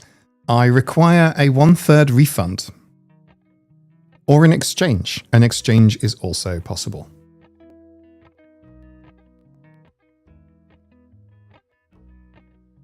This is my familiar. I need a 1/3 refund on you.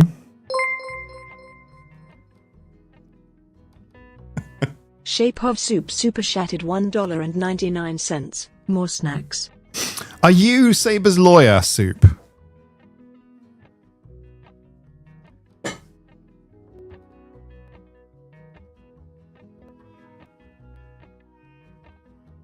More snacks.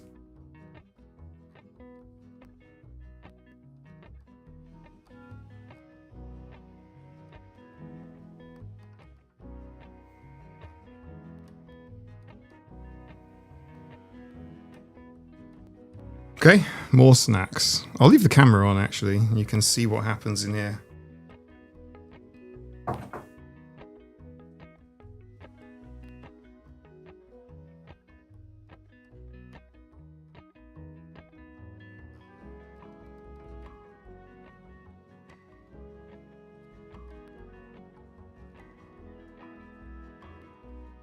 I presume you didn't mean human snacks. We're doing cat snacks. Oh gosh, hello. I presume you mean cat snacks, not human snacks. Right, move keyboard out of the way. Ugh, you're fluffy. Stop it. Okay, let's do this one. Okay. So Saber has had like one of these already today. So Saber becoming more demanding and chunky is on you, Soup. He's literally...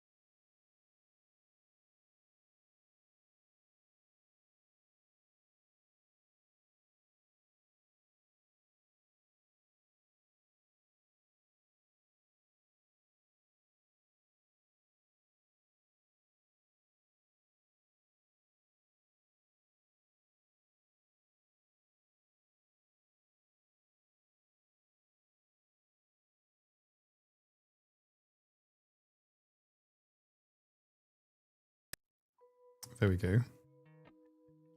I think the majority of people with the crowns have them because they have said mic is muted an excessive number of times. And then that gets you a crown in the live chat, according to YouTube. So maybe this is YouTube's way Ugh, oh, that is disgusting. Okay, it saves this on your face. Let me just wipe it with the pouch. Thank you. Not with my hand. Thank you. Yeah. Gross. No, I just, you know, it's not Mike that's muted. It's okay. Okay, we also have Polly. Polly also needs some. So Princess Polly of Fluffy Butt Castle is going to get some. First of all, I give some to Emma. Oh, sorry, Emma. Just popped Emma's face with some treats. Saber, and then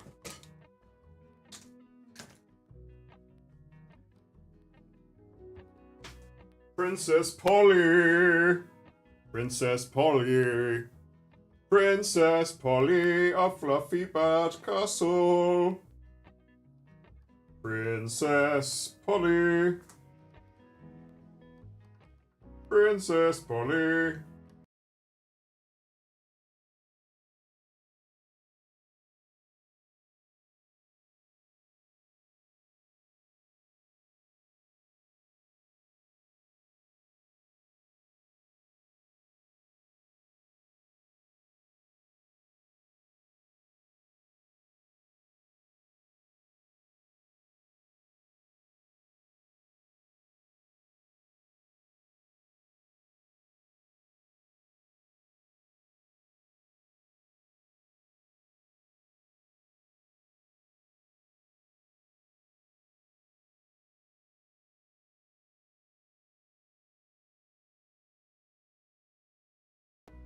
No, I've not done that before.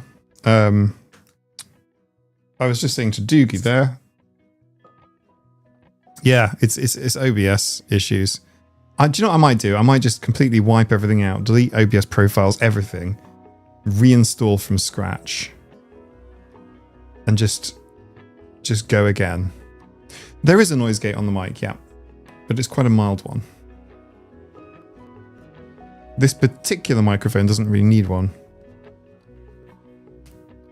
because it's very proximity based. Okay, here you go. Saves, I can't believe that you've had 3 of these today. 3. Listen to this.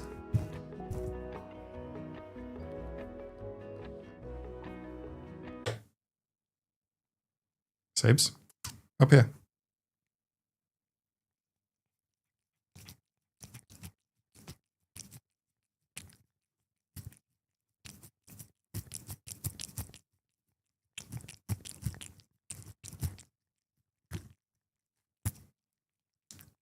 Come for the autism and stay for the ASMR. There we go. Nom nom nom.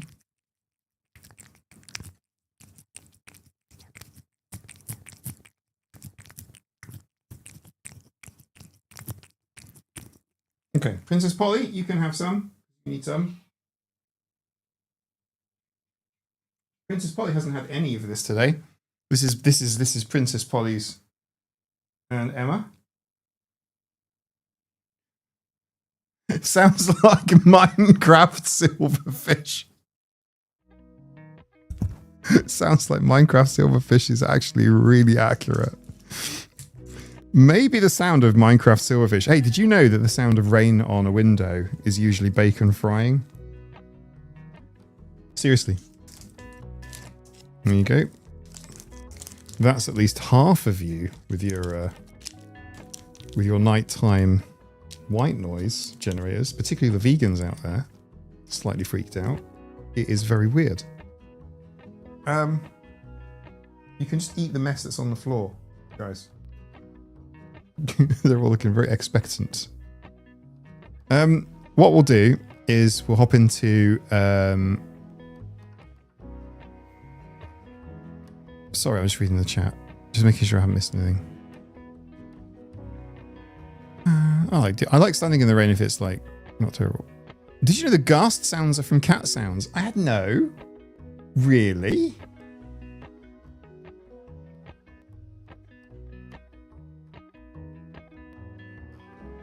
Lots of misophonia in chat. Yeah. White noise is too high pitched for me. Brown noise is actually calming. Yeah, I'm with you on that. White noise is kind of high pitched. I agree with you.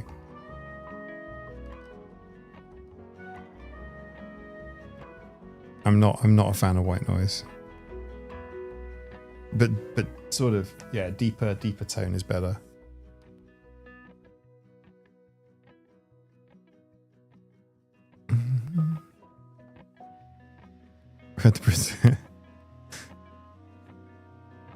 Don't do that here. I'd say, but you've got food on your face. Good luck with that. Yeah, the Minecraft ghast sounds are actually cat sounds. Really?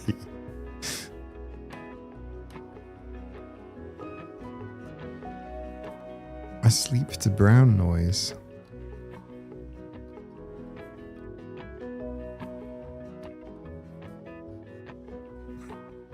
Sound of bones breaking is usually someone twisting a bunch of celery. Yeah. I watched a really fun Mortal Kombat behind the scenes, kind of an audio sort of behind the scenes. And it's preparing like a salad. There's so much fruit and veg in Mortal Kombat. It's great. Who'd have thought it? I'm very sensitive to moist voices. Well, hopefully that's not the case here. Do you mean like lip smacking sounds and things? By the way, I think this is my hot take. I can't sort of prove it, and I know I said a few hot takes on my video Love on the Spectrum thing, but I think they added mouth noises to some of the kissing scenes. I think they added moist sounds to some of the kissing. I think they did, you know? I've got a few reasons why I think that. One is that the camera crew were not in the people's faces. The camera crew were back. Most of the kissing scenes, the camera crew were actually a little way away. In some respects. So they weren't actually like on top of the cast. The second problem is that the camera crew had a boom operator. They had a sound engineer in the car in the credits. And they had somebody doing sound production. So around the cast, there were usually probably half a dozen people working, but there was no boom operator. And I'm trying to figure out how they got the sounds of the weird kissing sounds, the wet sounds. Were they wearing lavs? It's possible that they were under their clothes. So it could be from lavs. Yeah, it could be from lavs. But I think it's possibly Foley. I think there's a bit of Foley in there. I'm just saying, it wouldn't be an unnatural thing to do. If you're watching like most documentaries, right? If you're watching most documentaries, you're hearing Foley. Like all of David Attenborough's stuff, near enough, like 99% of it is Foley. You're not actually hearing any of the real sounds at all. It's all fake. Like when I say fake, it's not fake. It's not fake. It's an oral kind of like soundscape that's used. It's some really clever sort of like audio engineering, and but it kind of straddles the line between reality and ethical. It could be both lavs and Foley. I suspect it probably is a combination of lavs and Foley. Yeah.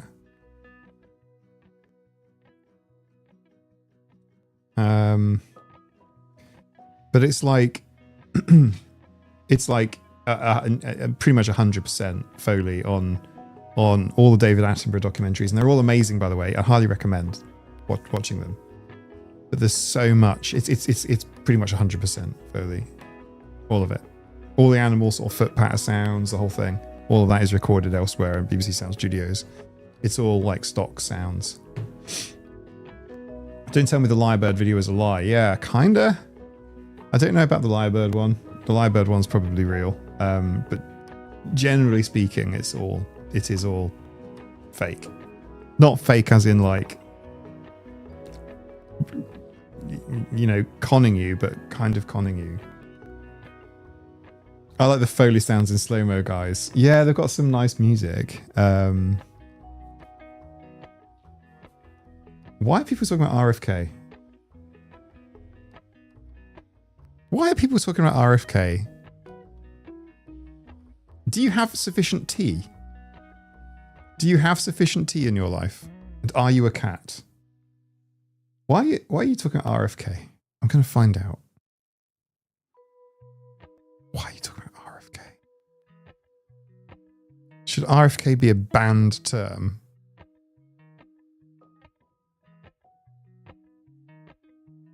Oh, the voice. Oh.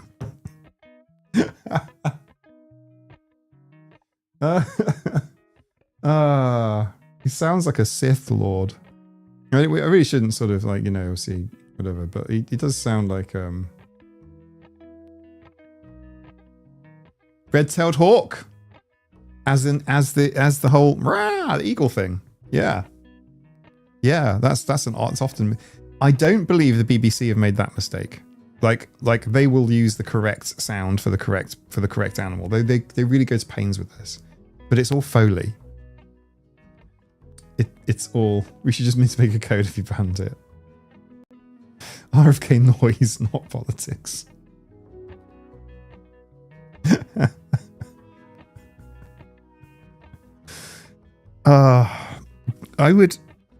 I wish so much that this whole situation in the US right now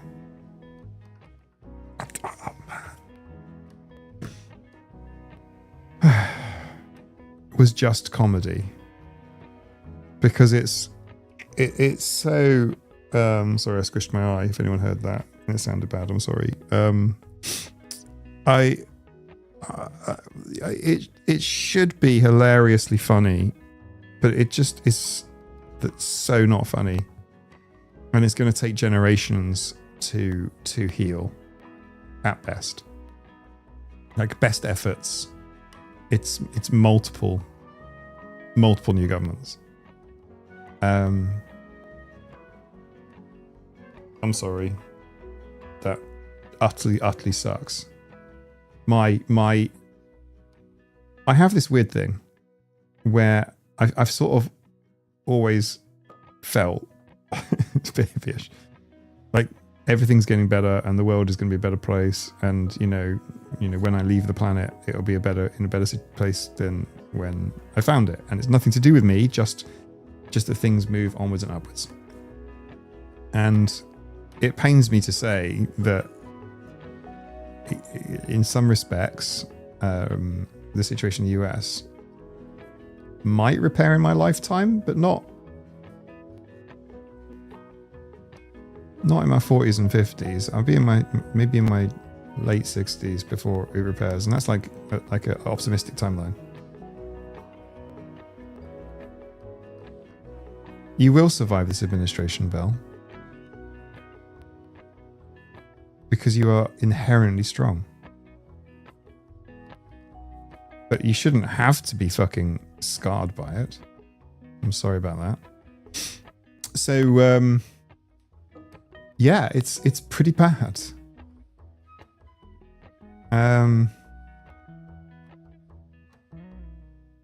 Yeah. I've got no words. I would like to live through precedented times. I would like to have... I remember when things were boring. Not always, but, you know, there was quite a lot of boring. And there were slower press cycles, I suppose. Slow news cycles, but... And I'm not saying things were boring. I had a weird kind of childhood growing up in the Cold War. In Germany, on an army base. Some of you will be able to infer things from this. That's fine. You will understand. But like even that felt more stable than now. Like it just, even that felt more stable. And even the whole dynamic between the US and Russia, or the USSR at the time, was on better faith than now. And new neighbour incoming. Come over, Soup. Come over. The island is looking to expand its population, so I'm sure there's lots of tax incentives and things. I'm sure there probably are.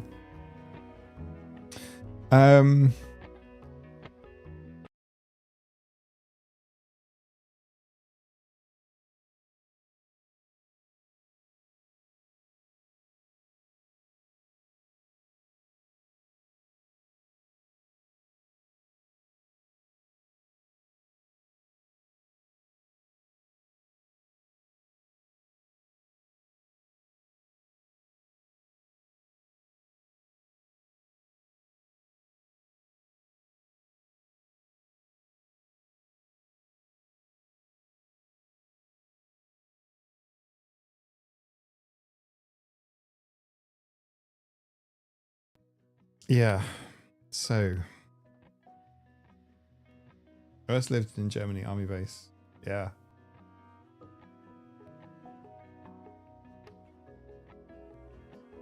Thank you, everyone. Yeah. Well, just yeah, if we're talking late 80s, yeah. No, so I was born in Germany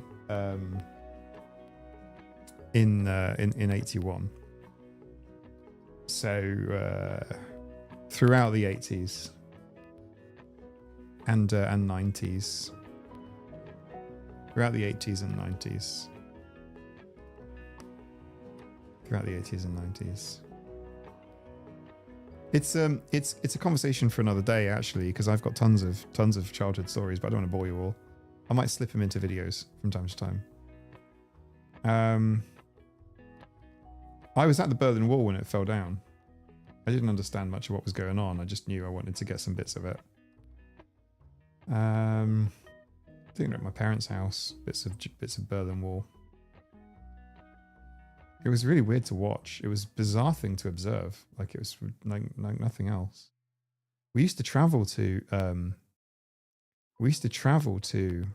other man is autism friendly, I would say, actually. Innately autism friendly. So we used to go to East Germany regularly. My dad would have to go in full uniform, even in a hot summer's day. It could be like high 30 degrees, and he'd have to be like fully dressed up in like all this woolen army shit. And my mum and me, we'd be able to cross into through Checkpoint Alpha, Checkpoint Bravo, Checkpoint Charlie. The island is very LGBTQ friendly. It's weird. Again, this is a conversation for another time, really, in more detail. It's weirdly right wing here, but societally, it is LGBTQ friendly. It is a friendly, nice place. But you know, politically, it's weirdly right wing. It's quite Tory Island, but socially, it is.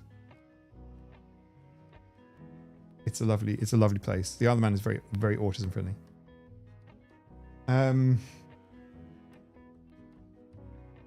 It's just innately there's space, and the people are good and kind, and people watch out for each other.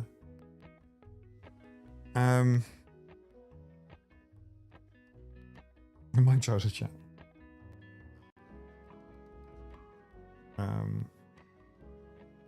I think the Isle of Man is better than the UK. I mean, but anyway, again, this is another video topic almost, or another chat topic. But yeah, we used to travel to East Germany when it was in the Soviet occupation, and it was grey. It was legitimately grey.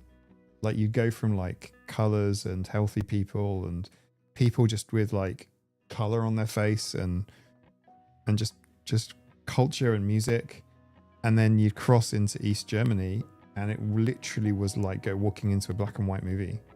It was like walking back in time.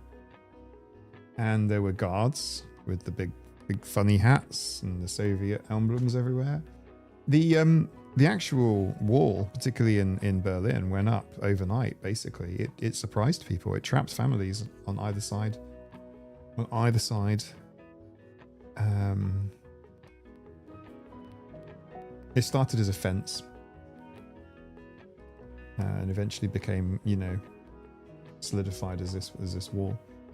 But yeah, it trapped people on either side, and it was just, yeah, terrifying. I didn't go on a school trip to East Germany because they warned us our fathers wouldn't be allowed to, if something happened to us. Yeah, that's the sort of thing, Anne-Marie. So we were watched the whole time, but we were kind of quote unquote free to move around, and so we just sort of walked around, and it was East Germany, and you could see West Germany, and it was, oh yeah, the other thing is you change your money either at the checkpoint or a little bit further than the checkpoint. And you end up with a lot of money. I changed my pocket money for East German Deutschmarks at the time, and their money was so light. It was made out of like tinfoil or something, and I had so much of it. I changed like a handful of like my pocket money, which was like just a few Deutschmarks. It was nothing more than a few Deutschmarks. It was quite modest pocket money, okay. And literally, my pockets were so full of coins after changing the money going in. Like, my pockets were just like loaded with coins. Like I just couldn't move for the amount of money I had going into East Germany with just like a few Deutschmarks. And I bought some train set pieces. My mum bought some crystal stuff from a crystal shop.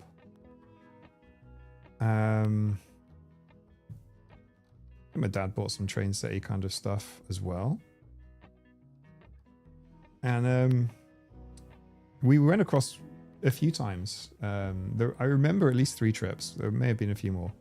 It was hell for, it was a hell for my dad to do. He had to apply for permission. You know what I mean? It's like senior command, you know, but it was a big deal, like going across East Germany, but you could do it.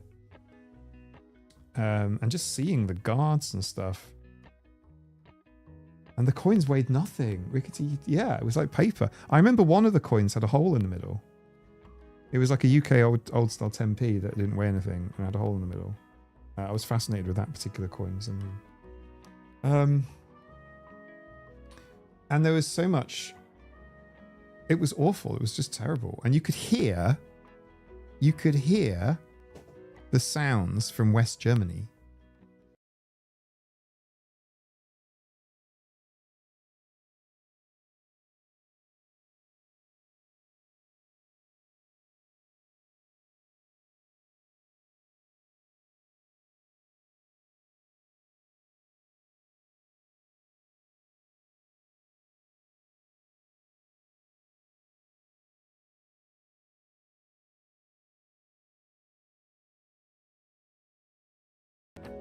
I was saying Polly doesn't move her ears much because she's deaf. And, you know, I'm not doing anything to warrant this weird technical glitch, but my goodness me. I'm just going to like reinstall stuff. I'm not messing around with settings or anything like in between streams. There's so much I want to do. But I think I just need to just blow it all away and just redo it from scratch. There's some issues here and I just can't even. Selective mutism. A teacher in camping in East Germany accidentally encountered East German campers. They had totally different maps of where they could camp. Oh wow. Fascinating. Muted mic. No, I can't hear sounds from Mike. Oh, I get trolls saying they'd like me to shut up and stuff. So they kind of maybe getting their way a few times, you know, per stream. But yeah.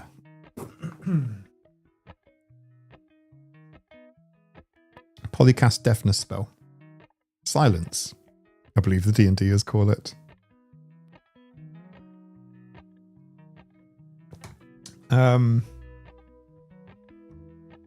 No, this is not cat. This is just software.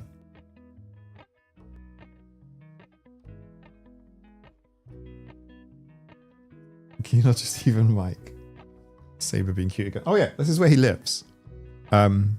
So he sits on the arm of my chair, and we just. This is where I work, and he just sits there, and it's super cute. I mean. I think probably for the first year or so, he didn't really. I can't even tell you how long it took, but it was not quick. You know, he was a reasonably young, sprightly cat who had not long had his accident with a car in his previous home, and then you know he was gifted in. He never actually went for adoption. He just literally went straight from the rehoming place, his isolation unit, to here. And he literally sits here on the chair. Hang on.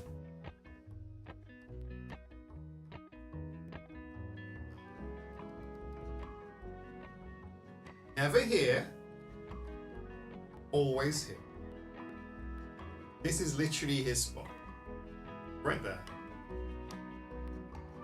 That is where he lives. Right there. And he gets very, very cross when jealous when another cat comes up. And that's why you'll often see me throwing him over my shoulder. I'm not like chucking him. I'm squishing him between my back and the chair back, and he sort of slides down. Dan, what are you doing? Yeah, exactly. Yeah. He's the armrest cat, yeah. Well, he's got his busy work to do as well. He's got lots of things. It took my cat 8 years to start sitting next to me. Yeah, true. Lucy, you don't see that often. She's usually sitting on the bed. I used to call her, believe it or not, I used to call her just a cat. I used to literally just call her as in just a cat. Because it was almost like she was just a cat. I can't explain it. She was just a cat. And then, after about 7 years, 8 years maybe, her personality has sort of really come through, and she's really super gentle and loves to just sort of like sit on my chest and, all this stuff. And she just boop me very gently. And yeah, sometimes it sort of takes a little while for personalities to kind of come out in that way. You're his comfort plushie. I've not considered that. That's an interesting way to think about it. That is probably true. Right there, Polly. So in front of Polly's paws, about 3 inches, 2 inches, 1 inch in front of her paw is the off button for the computer. Just thought I'd let you know.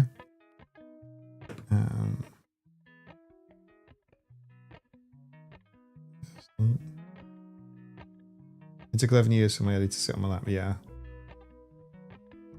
So cats are kind of like that, right? The Swiss Vapor Sea. Yes. Hello, autistic friend. That's not what AF stands for. How's it going? Very good, thank you. And you? How's it going? How's it going your end? I take it you are in Switzerland.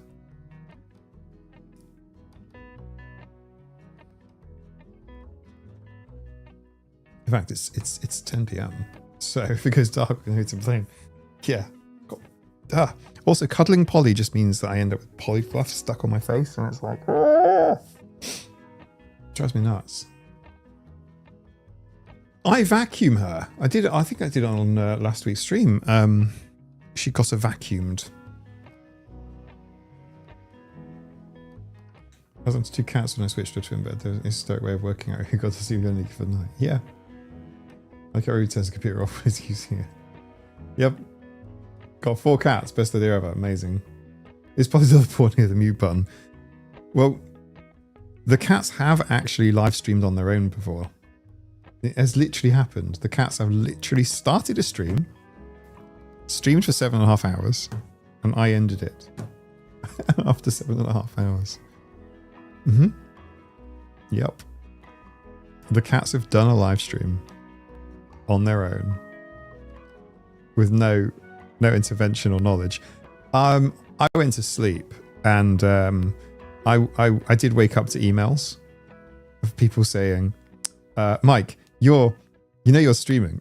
And I'm like, no, I'm not. Haha, no, I'm not. Yeah, you are. And I'm like, what the hell?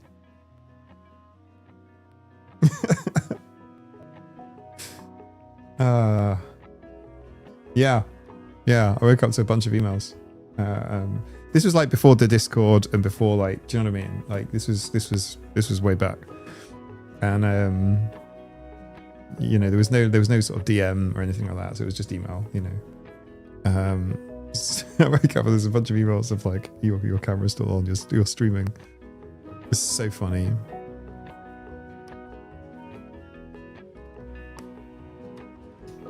Did they make money? No, they did not. This was before the channel was monetized, I think.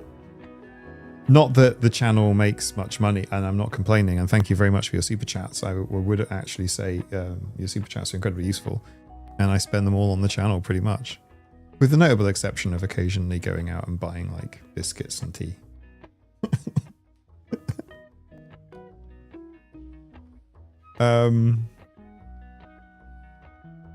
No, the cat live stream is not available to watch in my history. And the reason for that is because I haven't checked it. I haven't sanitized it. It's 7.5 hours long.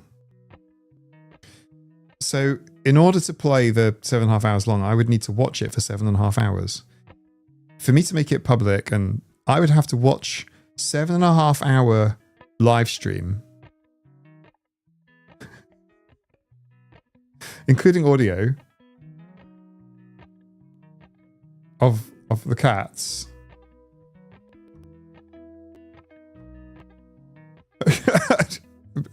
I'm just, no, not doing that. I'm not spending an entire day watching a 7.5 hour live stream, you know, to see if it's safe or whatever. So it's not on YouTube. You just, so you know, all of my other streams are, however, on YouTube. You can go back in time and watch some very old streams. And do you know what? Actually, I think it is. I'm not making this an egotistical thing. I am saying that it's worth going back and looking at some of my older streams because there were some moments. Obviously, the Northern Lights stream was a hell of a moment. We did rock pooling not that long ago. Recently, there was a TT live stream if you want to see a bit more of the Isle of Man. There is obviously T and Tell's live streams, but that's in a playlist and with some normal videos as well. The combination. There are live streams of video game Let's Plays as well. There are some. In fact, there are some really long streams. Some of my streams are like over 7-8 hours. I have done some big ass streams. Oh.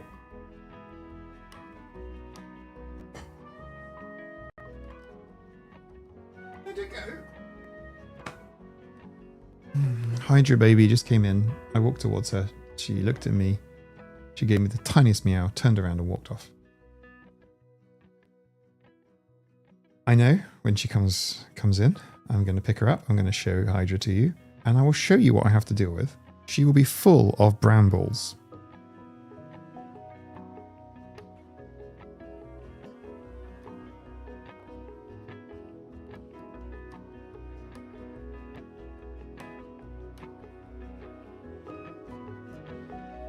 The cats were hardly ever even on the screen. TJ. I think you guys just used it as a live chat lobby.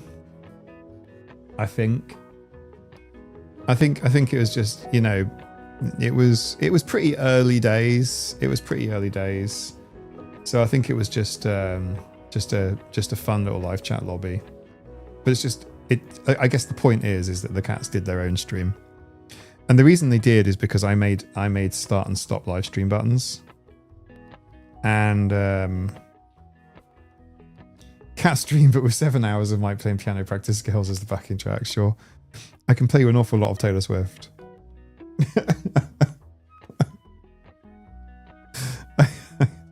I can play you an embarrassing amount of Taylor Swift.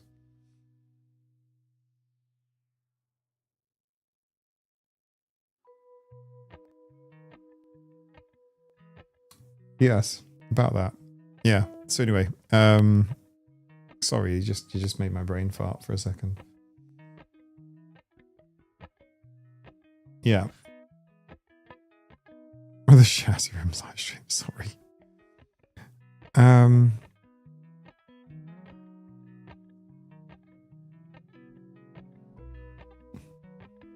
You should do it, Ali, you should do it as a huge fundraiser for the channel. I'm not sure it would make that much.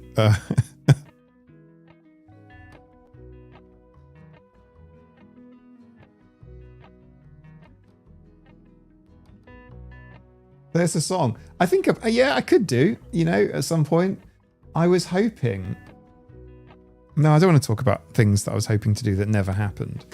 I'd much rather reframe it as a possibility for the future. But Hydra Rising isn't the only song I was going to make on this channel. I've got some ideas for some songs and some music. So you're definitely going to have a bit more. If you want to see me play, I played a very, very rapid, very, very impromptu bit from one of her songs. I can't remember which one it was. Was it Long Live or something? For my Passions video, there's a small little bit in there, and it is so quick and rusty because I literally just was editing, and I'm like, shit, I could really use a tiny piece here, but all of her music's copyrighted. I'll play a piece. So I set a camera up, but forgot to plug the bloody microphone in, so then I had to do it again. Lissa, hey Mike, when did you start your channel, and why do you think it grew at the rate it did?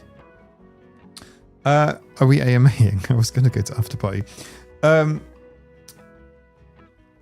When did it start? October 2023.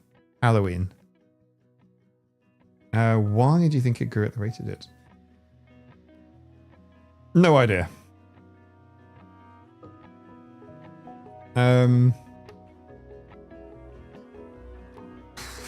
No idea. It has grown really fast. There's been like some parts where it hasn't grown that quickly. We're kind of in a bit of a flat line at the moment. But then again, I have changed my upload frequency. So I was posting a video every single week and did that for 100 weeks. Actually, I posted more than one video a week because it's not been 100 weeks. It was 100 videos in less than 100 weeks. Star alignment, yeah, maybe. You tell me if you're here and let me know because who knows.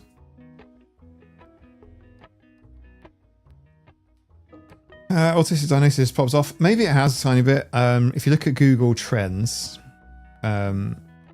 it's not that big. Like, if you look at Love on the Spectrum, that has popped off in a big way.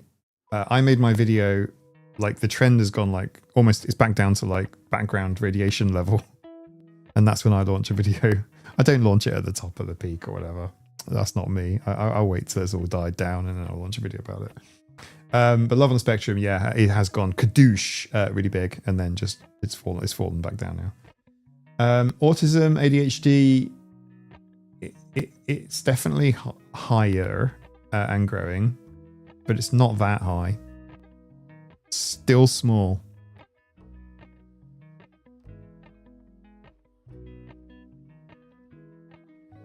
Give a chance is a good vibe.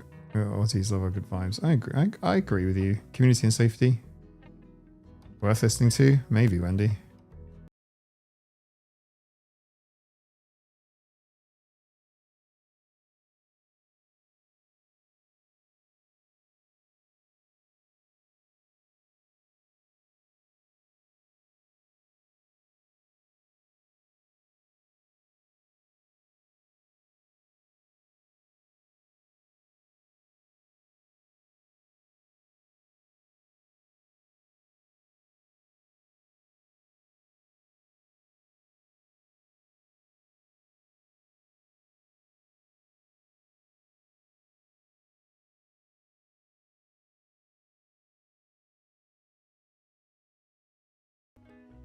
Before this, thank you.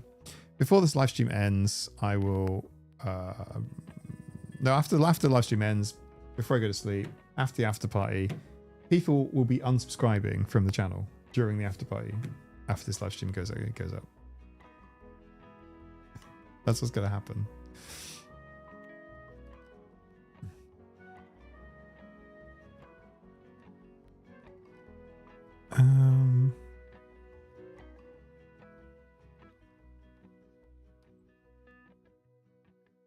I think I get recommended one of your videos. I want you on a Quins. Oh, autistic after 40. At the time, it would have been Harriet. Is that right? Quinn said that he found my channel when it was called Autistic After 40 because there wasn't much in that space specifically for older people. That makes sense. Alive and I've got addicted to good vibes all around. Got my diagnosis in 22. When my ex moved out in February, I was watching YouTube and saw you were streaming. Ah, cool. Sorry it was a tumultuous time.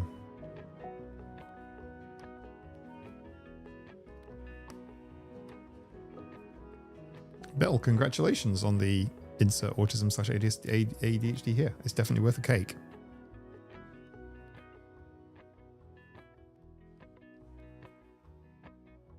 You should hire a full-time signer. Oh, I thought you meant singer, and it's like, no, you actually mean signer. Okay, maybe. Congrats, Bill.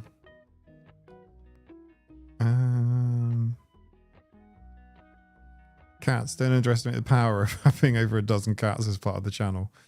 They're not really like that present. They used to be. Yeah, come for the cats, stay for the autism, or the other way around. I don't know.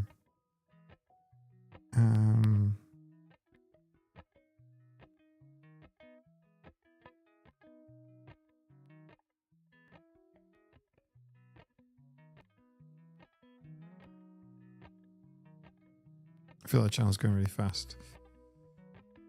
It has grown pretty quick. I found Mike's channel along with Jen's, Meg's, Sam D's, and Claire's. Yeah, I would rate all of those creators you've just said. I'll be honest. I think I can. Yeah, I can. There's no question. They're all good. They're all great.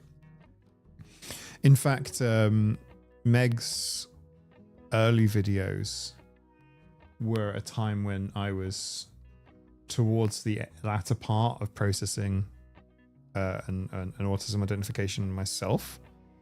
And Yosamdi, absolutely. Claire's, yes. Jen, I didn't know at the time, but I got to know Jen through Claire's. I think Claire made a comment or whatnot, but then I found Jen's channel too. But that was once I got started. For some reason, YouTube showed me UK and Aussie autism channels, not US ones. I feel like there are UK content creators, obviously, autism ones. There are Aussie ones, and there are sort of American ones. That's quite sort of predominant, isn't it? Like, there definitely are others. Am I sniffly? I don't know. I don't think I am. I could be. Windows open and I'm a bit cold.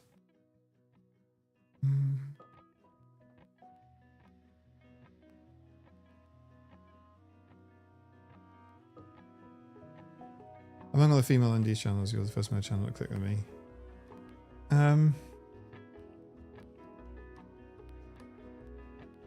I tend to find Paige Leal. Yeah, Paige Leal's got some good stuff. I don't necessarily agree with everything Paige says. I'm not casting shade. I think Paige Leal's channel is a good watch. I do occasionally watch her videos. And I think she comes across from a completely different viewpoint to me entirely. But one I still find valuable. I wonder, I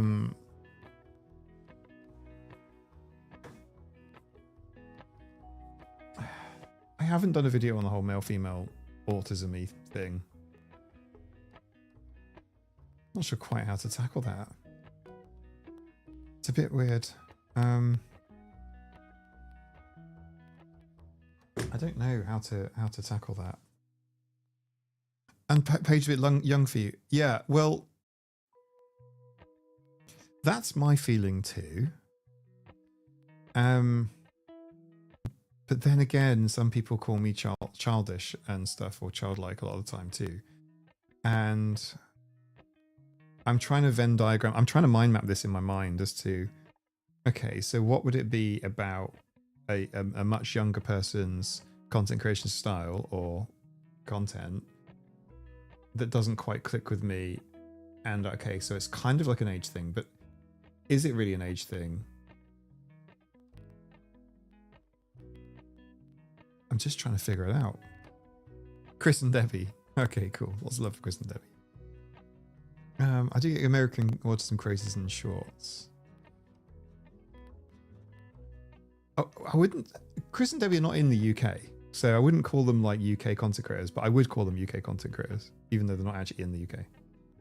I would put Yo Sam D Sam, who isn't in the UK either, as a UK content creator. Just so you know how I'm assigning people in my mind. Less life experience. Page on the Jubilee thing was pretty good. Yeah, I thought the page. Yeah, it's also Jubilee kind of encouraging that too. I think. I don't know. Some of it is vocabulary. Yeah, I think so. Maybe. Chris and Debbie are Chicago. Oh, are they actually? Okay. Why do I think UK? All right, let me flip this around. Barvinci. If Barvinci is here in the chat, that's probably my best example. Barvinci has only just, in my brain, switched to being a Brit. I have always thought of Barvinci as American. Don't ask me why. Purple Ella, that's UK. Yeah, they do. They live in Taiwan. Yeah, sure. Okay. Oh, Barvinci's just arrived. Hello. We were just talking about other autism content creators and people, and I was just sort of giving my explanation as to how I compartmentalize where people are what type of content creator they are, as in geographically. Is it UK? Is it America? Is it Australia? Predominantly, those are what it seems to be. And I was just allocating people into each bucket, depending where they were. Well, Vinci, I know this now, but it took me a while. Quinn has always been BBC, I'm going to say like Radio 4 or BBC 2.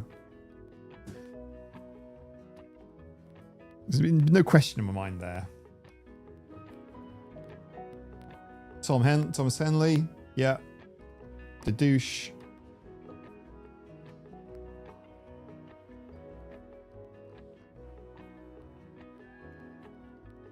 Purple Ella was a very early one.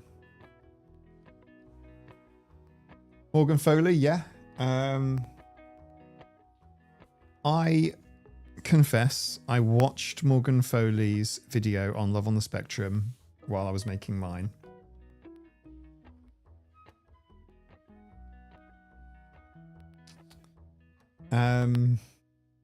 Morgan Foley's critique was excellent. I should probably have linked it in my video description. I didn't reference it, but I did watch it. I haven't seen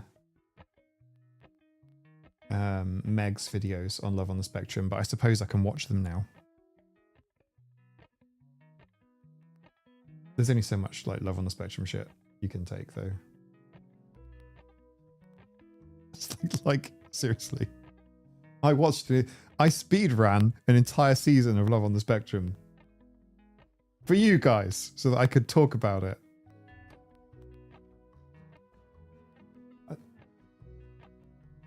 I speed ran Love on the Spectrum. I watched it at like 1.5x speed, by the way. Do you know how complicated it is watching people kiss at 1.5x speed? I need you to feel it viscerally.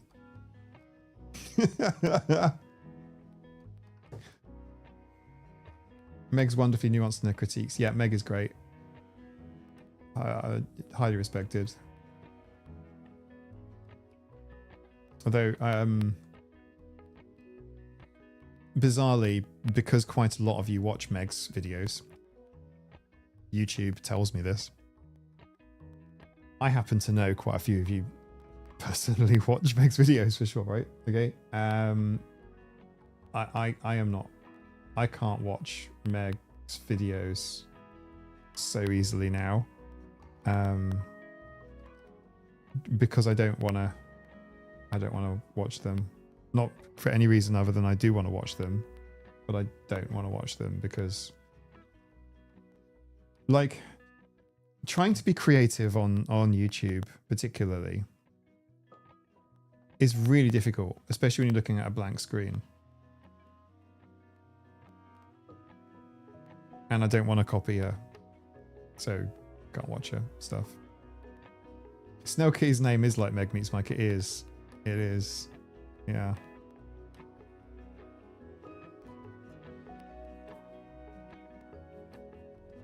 I wish it was less focused on negative content, things sort of cringe, better obsession of media. I think the difficulty with that is that people want to watch that. I know what you mean, Bill. I know if I make a happy video, people don't want to watch it so much. This is very generic. Look, I'm making wide statements here. You guys watch my videos for like tens of thousands of hours a month. You guys literally watch tens of thousands of hours of my content every month. Like you've watched like just looking at my stats, you've watched like hundreds of thousands of hours. My channel is small, really, and relatively new. It's 18 months old. It's a bit more than that now, maybe 20 months old. And it's and you've watched literally hundreds of thousands of hours, like 10,000 plus 10,000 hours, more than 10,000 hours a month. Way more than 10,000 hours a month, upwards. And I can tell you from that generally speaking, happier stuff tends not to get watched. I'm responding to Bell's question there. It's a really good question, and so there's obviously a human psychology element at play, which is that we have a bias towards remembering negative things. I mean, for example, 9 people could leave a good comment. One person could just say, you know, fuck you, I hate you, you hate your guts, quit YouTube, you know, go kill yourself, whatever. And then I'll kind of remember that one and not the other ones, the happy ones. That's just the way we're wired, isn't it? So could it be just a negative predisposition? The special interest video is one of my favorite ones as well, Zed Bird. I was so happy about my special interest video and hardly anyone watched it. We are definitely biased toward negative, probably a survival thing. I think so, Charlie. So the other thing is sometimes when it comes to creating the content itself, sometimes a bit of negativity helps. Not a lot. I'm literally just talking about a bit of mustard or a bit of vinegar. Purely.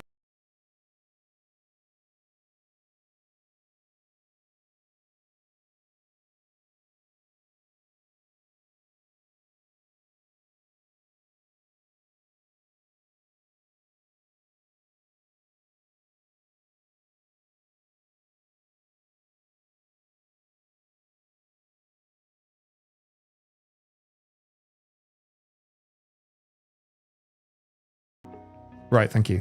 Yeah, I was just saying that little drop of negativity, which can be just like a bit of mustard or a bit of vinegar, not too much, just a little bit. It just sort of helps base the video off it. If that's what I was saying, I just repeated myself. And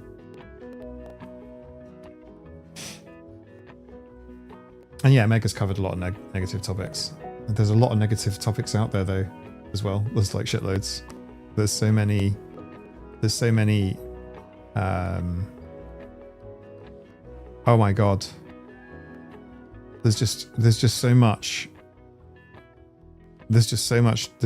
shit, there's just so much what the fuck out there. I can't begin to tell you. I reckon I could make, if it were possible to do so, I reckon I could make a 30 to 60 minute video if I had enough people helping me make it, right? This isn't a shout out. I'm just saying, like, I could make a brand new, you know, unique, and I mean unique, no one else has done it before, every single day for an entire year. I've got enough I've got enough. I think I always do a how to make it better. I think, to be fair to me, I always do a how to do it. I think I always do a how to make it better. Even Autism Speaks, I know what they need to do in order to fix stuff. I'm an ex-charity trustee. I've got some ideas for governance changes. They're not going to do it though, are they?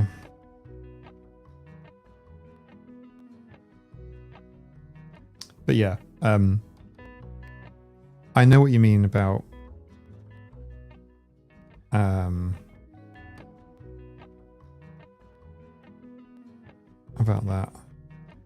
And I know with the RFK stuff, that one feels hopeless.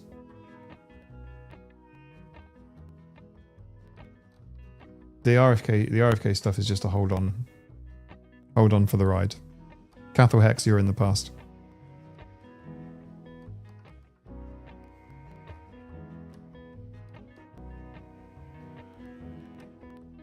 How to change Autism Speaks? Oh, easy. First of all, I don't know that they have a constitution. If they do, they hide it. But I'll create one. I would firm up their mission statement to be clear about what it is their objectives are. Are they pushing for a cure or not? And I'd ensure the priorities follow from this mission statement.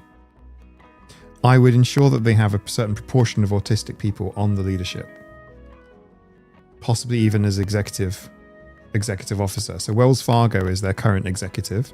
I'd probably choose an autistic person or someone a bit more nuanced than just this person's wealthy on the Times Rich list, therefore we pick a wealthy person.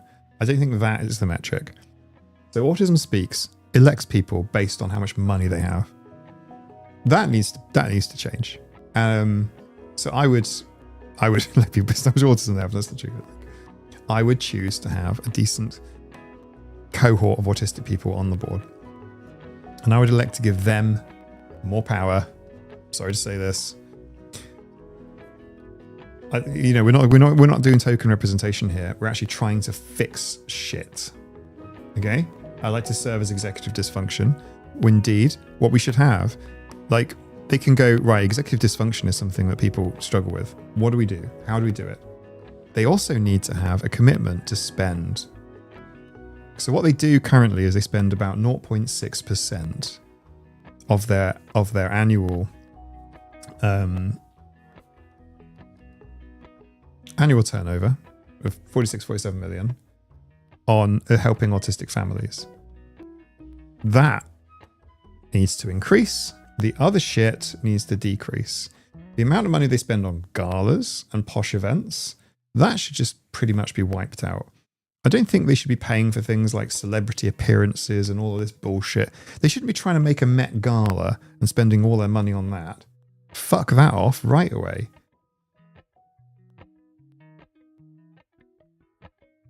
Of the 47 million, let's call it 50 million. Fuck it. Let's call it 100 million. Got nice percentages. Let's do 50% distributed. Straight up. That'll buy a lot of noise cancelling headphones for people. That'll buy a lot of income support for people as well, struggling financially too. Autism Speaks has a grant application form on their website, but it looks like it was made in Windows 95. It is a really ugly form. I don't even know that it works. I think it just redirects to null, goes in the bin. That, fix it. So that's kind of where I would go. This would be what my direction for Autism Speaks would be. I would probably just shut the damn thing down and, reconstitute something new. Its past is far too messy. Its associations with places like the Judge Rottenberg Center. Come on now. No. They should speak out against these things. They should have a very considered advocacy arm that picks advocacy priorities and does them. They should have an arm that supports family members of autistic people, insofar as helping the autistic people in their families to be as independent as they can be. Next, they should have another arm for business development And it shouldn't be fucking puzzle piece shit. Get that gone. It should be based around expansion. Here I'm talking about expanding Autism Speaks. Let's just pause it there. They're no longer in Canada, so that can be celebrated. They should have a social media policy, for example. You got people like Eileen Lamb going around saying that the hate from the neurodivergent community fuels her. She's fueled by hatred. That sort of stuff is not acceptable for a director of Autism Speaks. And I don't care that this is, I have since learned, an American director, which is not a real director. It's just a fancy title. It's probably just a little bit of wood with director written on it. I don't give a shit. Anybody that's affiliated with an organization, and that goes for staff, employees, and contractors, new social media policy, don't do that. Don't act out your Sith Lord fantasies on the internet. Calm down. Wind that in.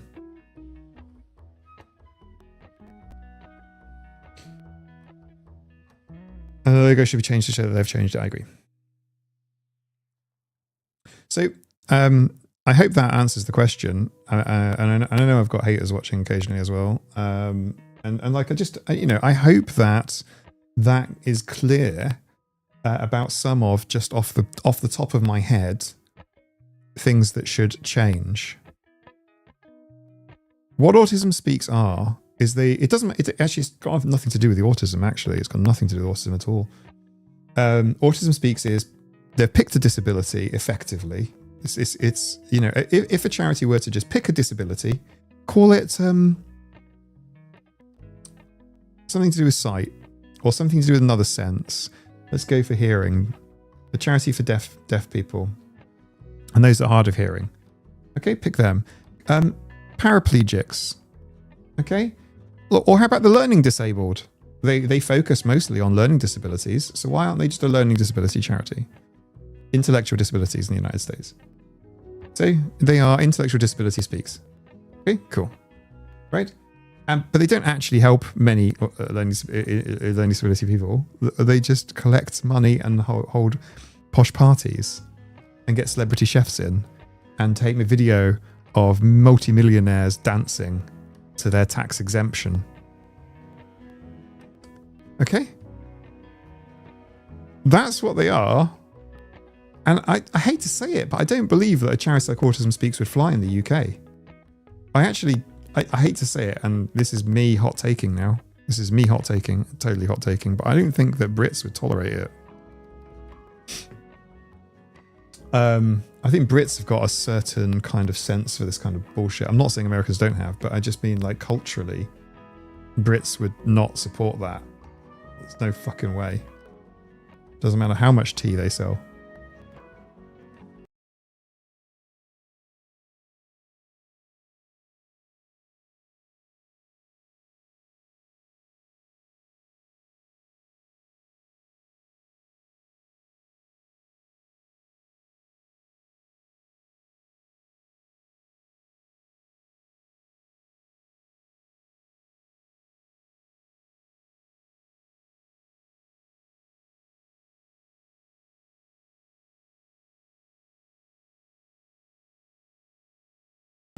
Thanks for bearing with me. It is getting a bit wearisome, isn't it?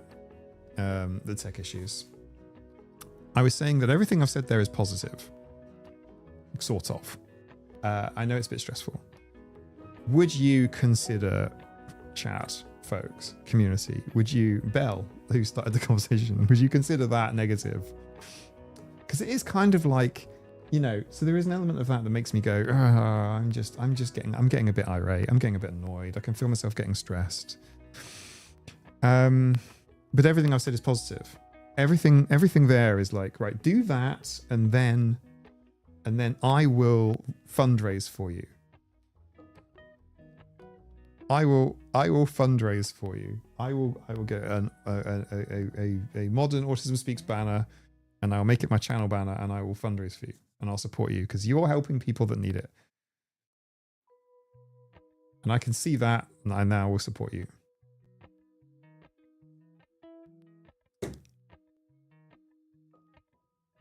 That's what I'm trying to say. I'm like, there is a way forward. There is a solution for not just fixing this, but for making it better. We do have autism mums in Britain.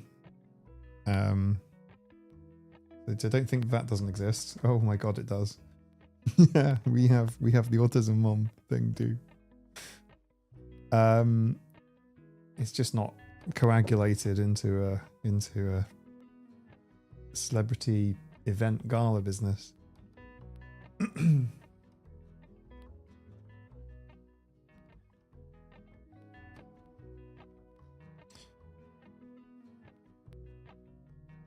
IBS speaks would be helpful for some of us. I think. So, did I answer that? I think I did. Yay! Welcome for subscribing during a live stream. It'll still be a negative at the end. I can't promise it, but I'm pretty confident. It's not always negative, but it usually is.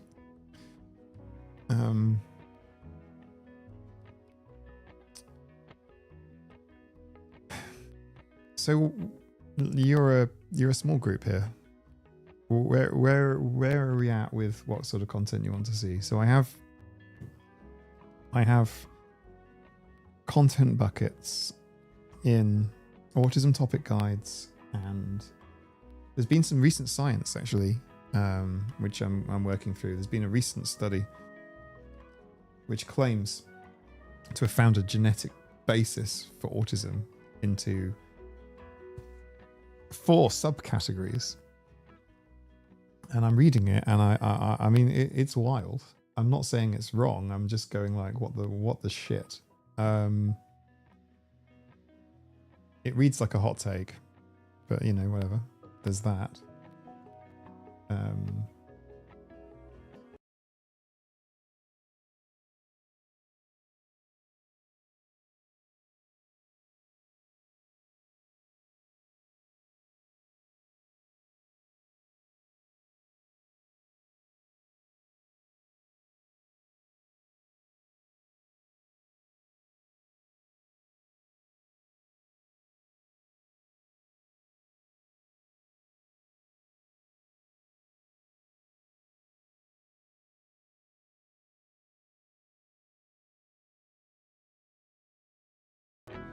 Would I be comfortable talking about menopause? Well, I just was for a second there.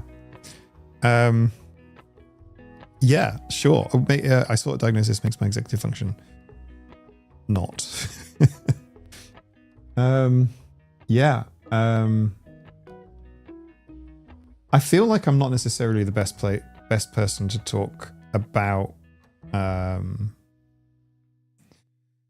menopause, only because I have no personal experience of it. But yeah, I've got no issue. I can talk about anything, really. I've got literally no. I can talk about anything. Yeah, happily. I haven't done a huge amount of research into menopause with respect to autism, and I can tell you this: there is very, very little on autism and aging. As new data arrives on autism and aging, I'm going to be reading it, basically all of it, unless there's suddenly like so much. But it's just trickling through. There's not much. There really isn't much. It's embarrassing. In fact, Autism Speaks have even committed to funding research on autism and aging. Fancy that.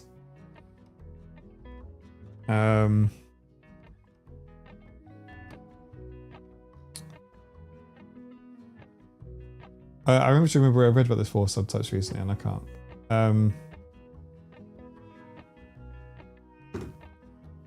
What I want to know is how this 4 subtype study kind of fits in with everything else.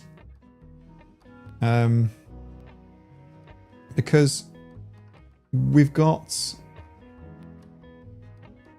I'm experiencing menopause. Yeah, there's a really funny a lady that does sketches where she pretends to be a child, and she's like, pause, and like all the men just suddenly freeze. Just funny.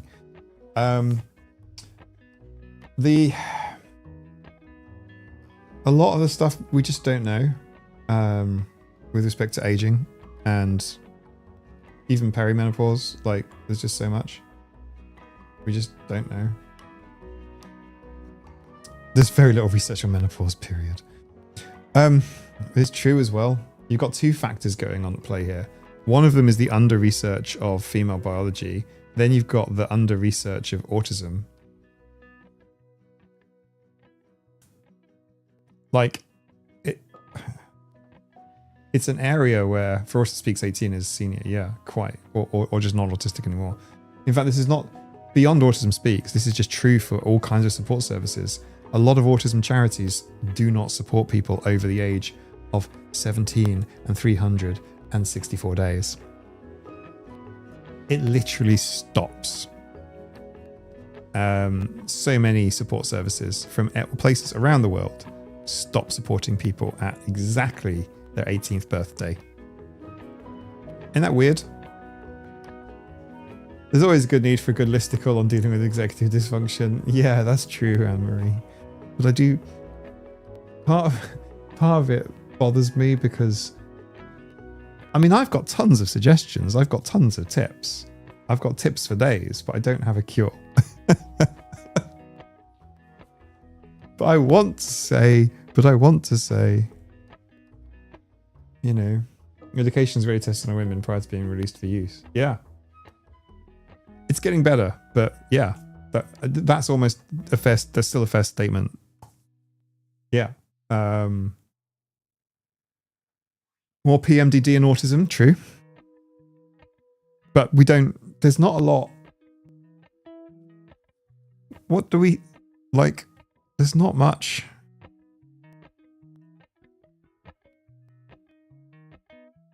Anik, you're supposed to just figure it out 18 without any transitioning services, such BS. Yeah. In fact, Anik, this is where I and the autism mums, this is where I think all of us and the autism mums, we all share this, don't we? Support services, and this is pretty much worldwide. It's 100% true in the UK and the Isle of Man, and it's very, very, very, very, very, very true in the US. Just end on the 18th birthday. There is a big problem there, and I think autism mums and us should be able to see this from, no, they can't see it because we're not real. They're only their child is like, so yeah, that's where it becomes a problem. Also, women's periods, snuggety period, sleep unattended. Oh, period. I can tell you menopause brought about the killer burnout and extreme sensory sensitivities. I couldn't imagine having a period. I think, like, I have an issue when my hands get sticky. Like, I would have even more issues. I'm not saying I would have even more issues. I'm trying to say, like, I would have.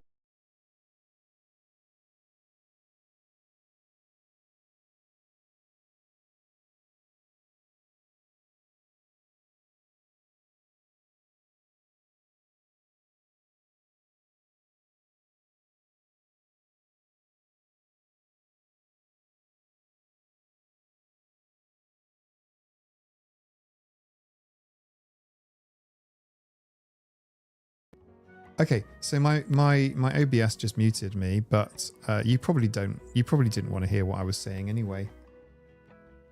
It was just one of those things that would get me demonetized from YouTube.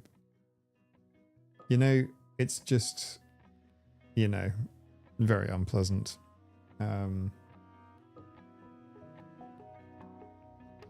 This is also, by the way, this extends also.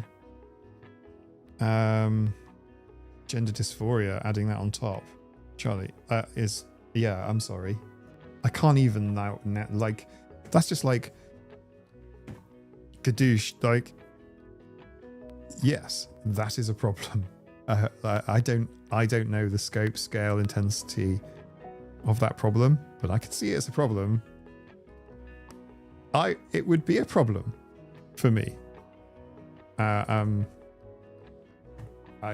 You know,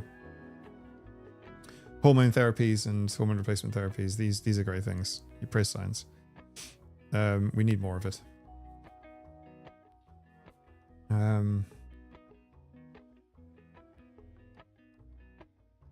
She had a hysterectomy last year. She called it a uterus. That's amazing. That's hilarious. That's really, really funny.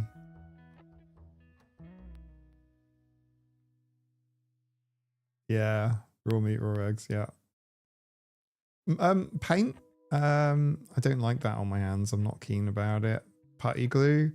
Well, I don't mean by putty glue, but that Millie putt I was using the other day, I had rubber gloves on, mostly for skin sensitivity, because you're supposed to do that with Millie putt. Other brands are available. But it's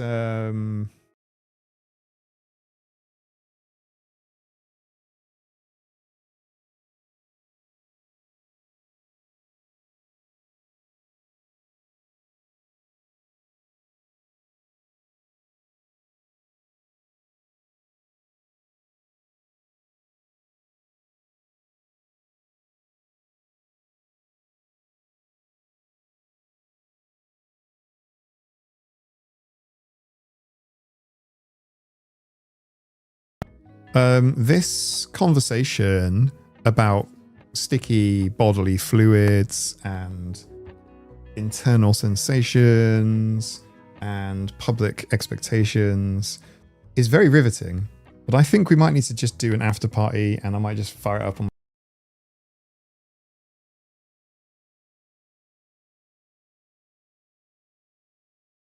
This feels like a memory leak or something. Like, I think, because this is happening every few seconds now. I'm not touching a thing. No, I mean, it's a memory leak, but no. No, nothing obvious. Looking at Task Manager, I mean, nothing jumps out at me. But it is happening faster and faster, so there is a thing happening. Maybe I just need to reboot. I don't know. But yeah. I was just saying, sensory ick. Yeah, sensory ick stuff. It's all very, very fascinating. Sleep well, Wendy. Yeah, I'm gonna need to. We'll do this, and hope we can get through it. We'll do an after party. So for those who support me on Patreon, there is one of these. Okay, this is the after party. If you click the link in my description or on screen here, you have to type it in, patreon.com/autisticaf. One of the perks is the Scratching Post Discord community, which is amazing. But there are other videos. There's content behind the scenes.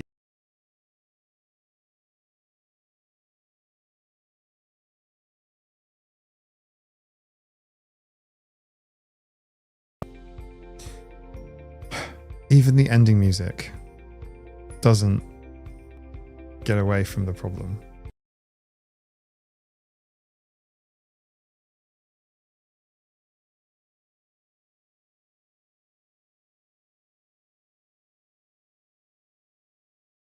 I'm gonna make myself a delicious sandwich, and I'm just having to leave a dialogue window open right now so that I can just see when it stops working and then switch the input device.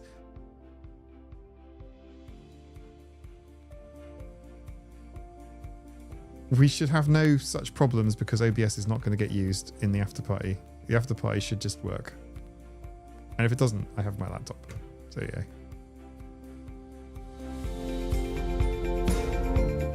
Too early for that, obviously. I'll see some of you next week in my next video. I can't say when that's coming out, but I can tell you that there's going to be a bunch of stuff on Patreon, like super soon. It might feel a bit spammy because I'm going to post like a poll, and then I'm going to post another thing, and then I'm going to post a funny video, and just work with it. Just letting you know. It's fun spam.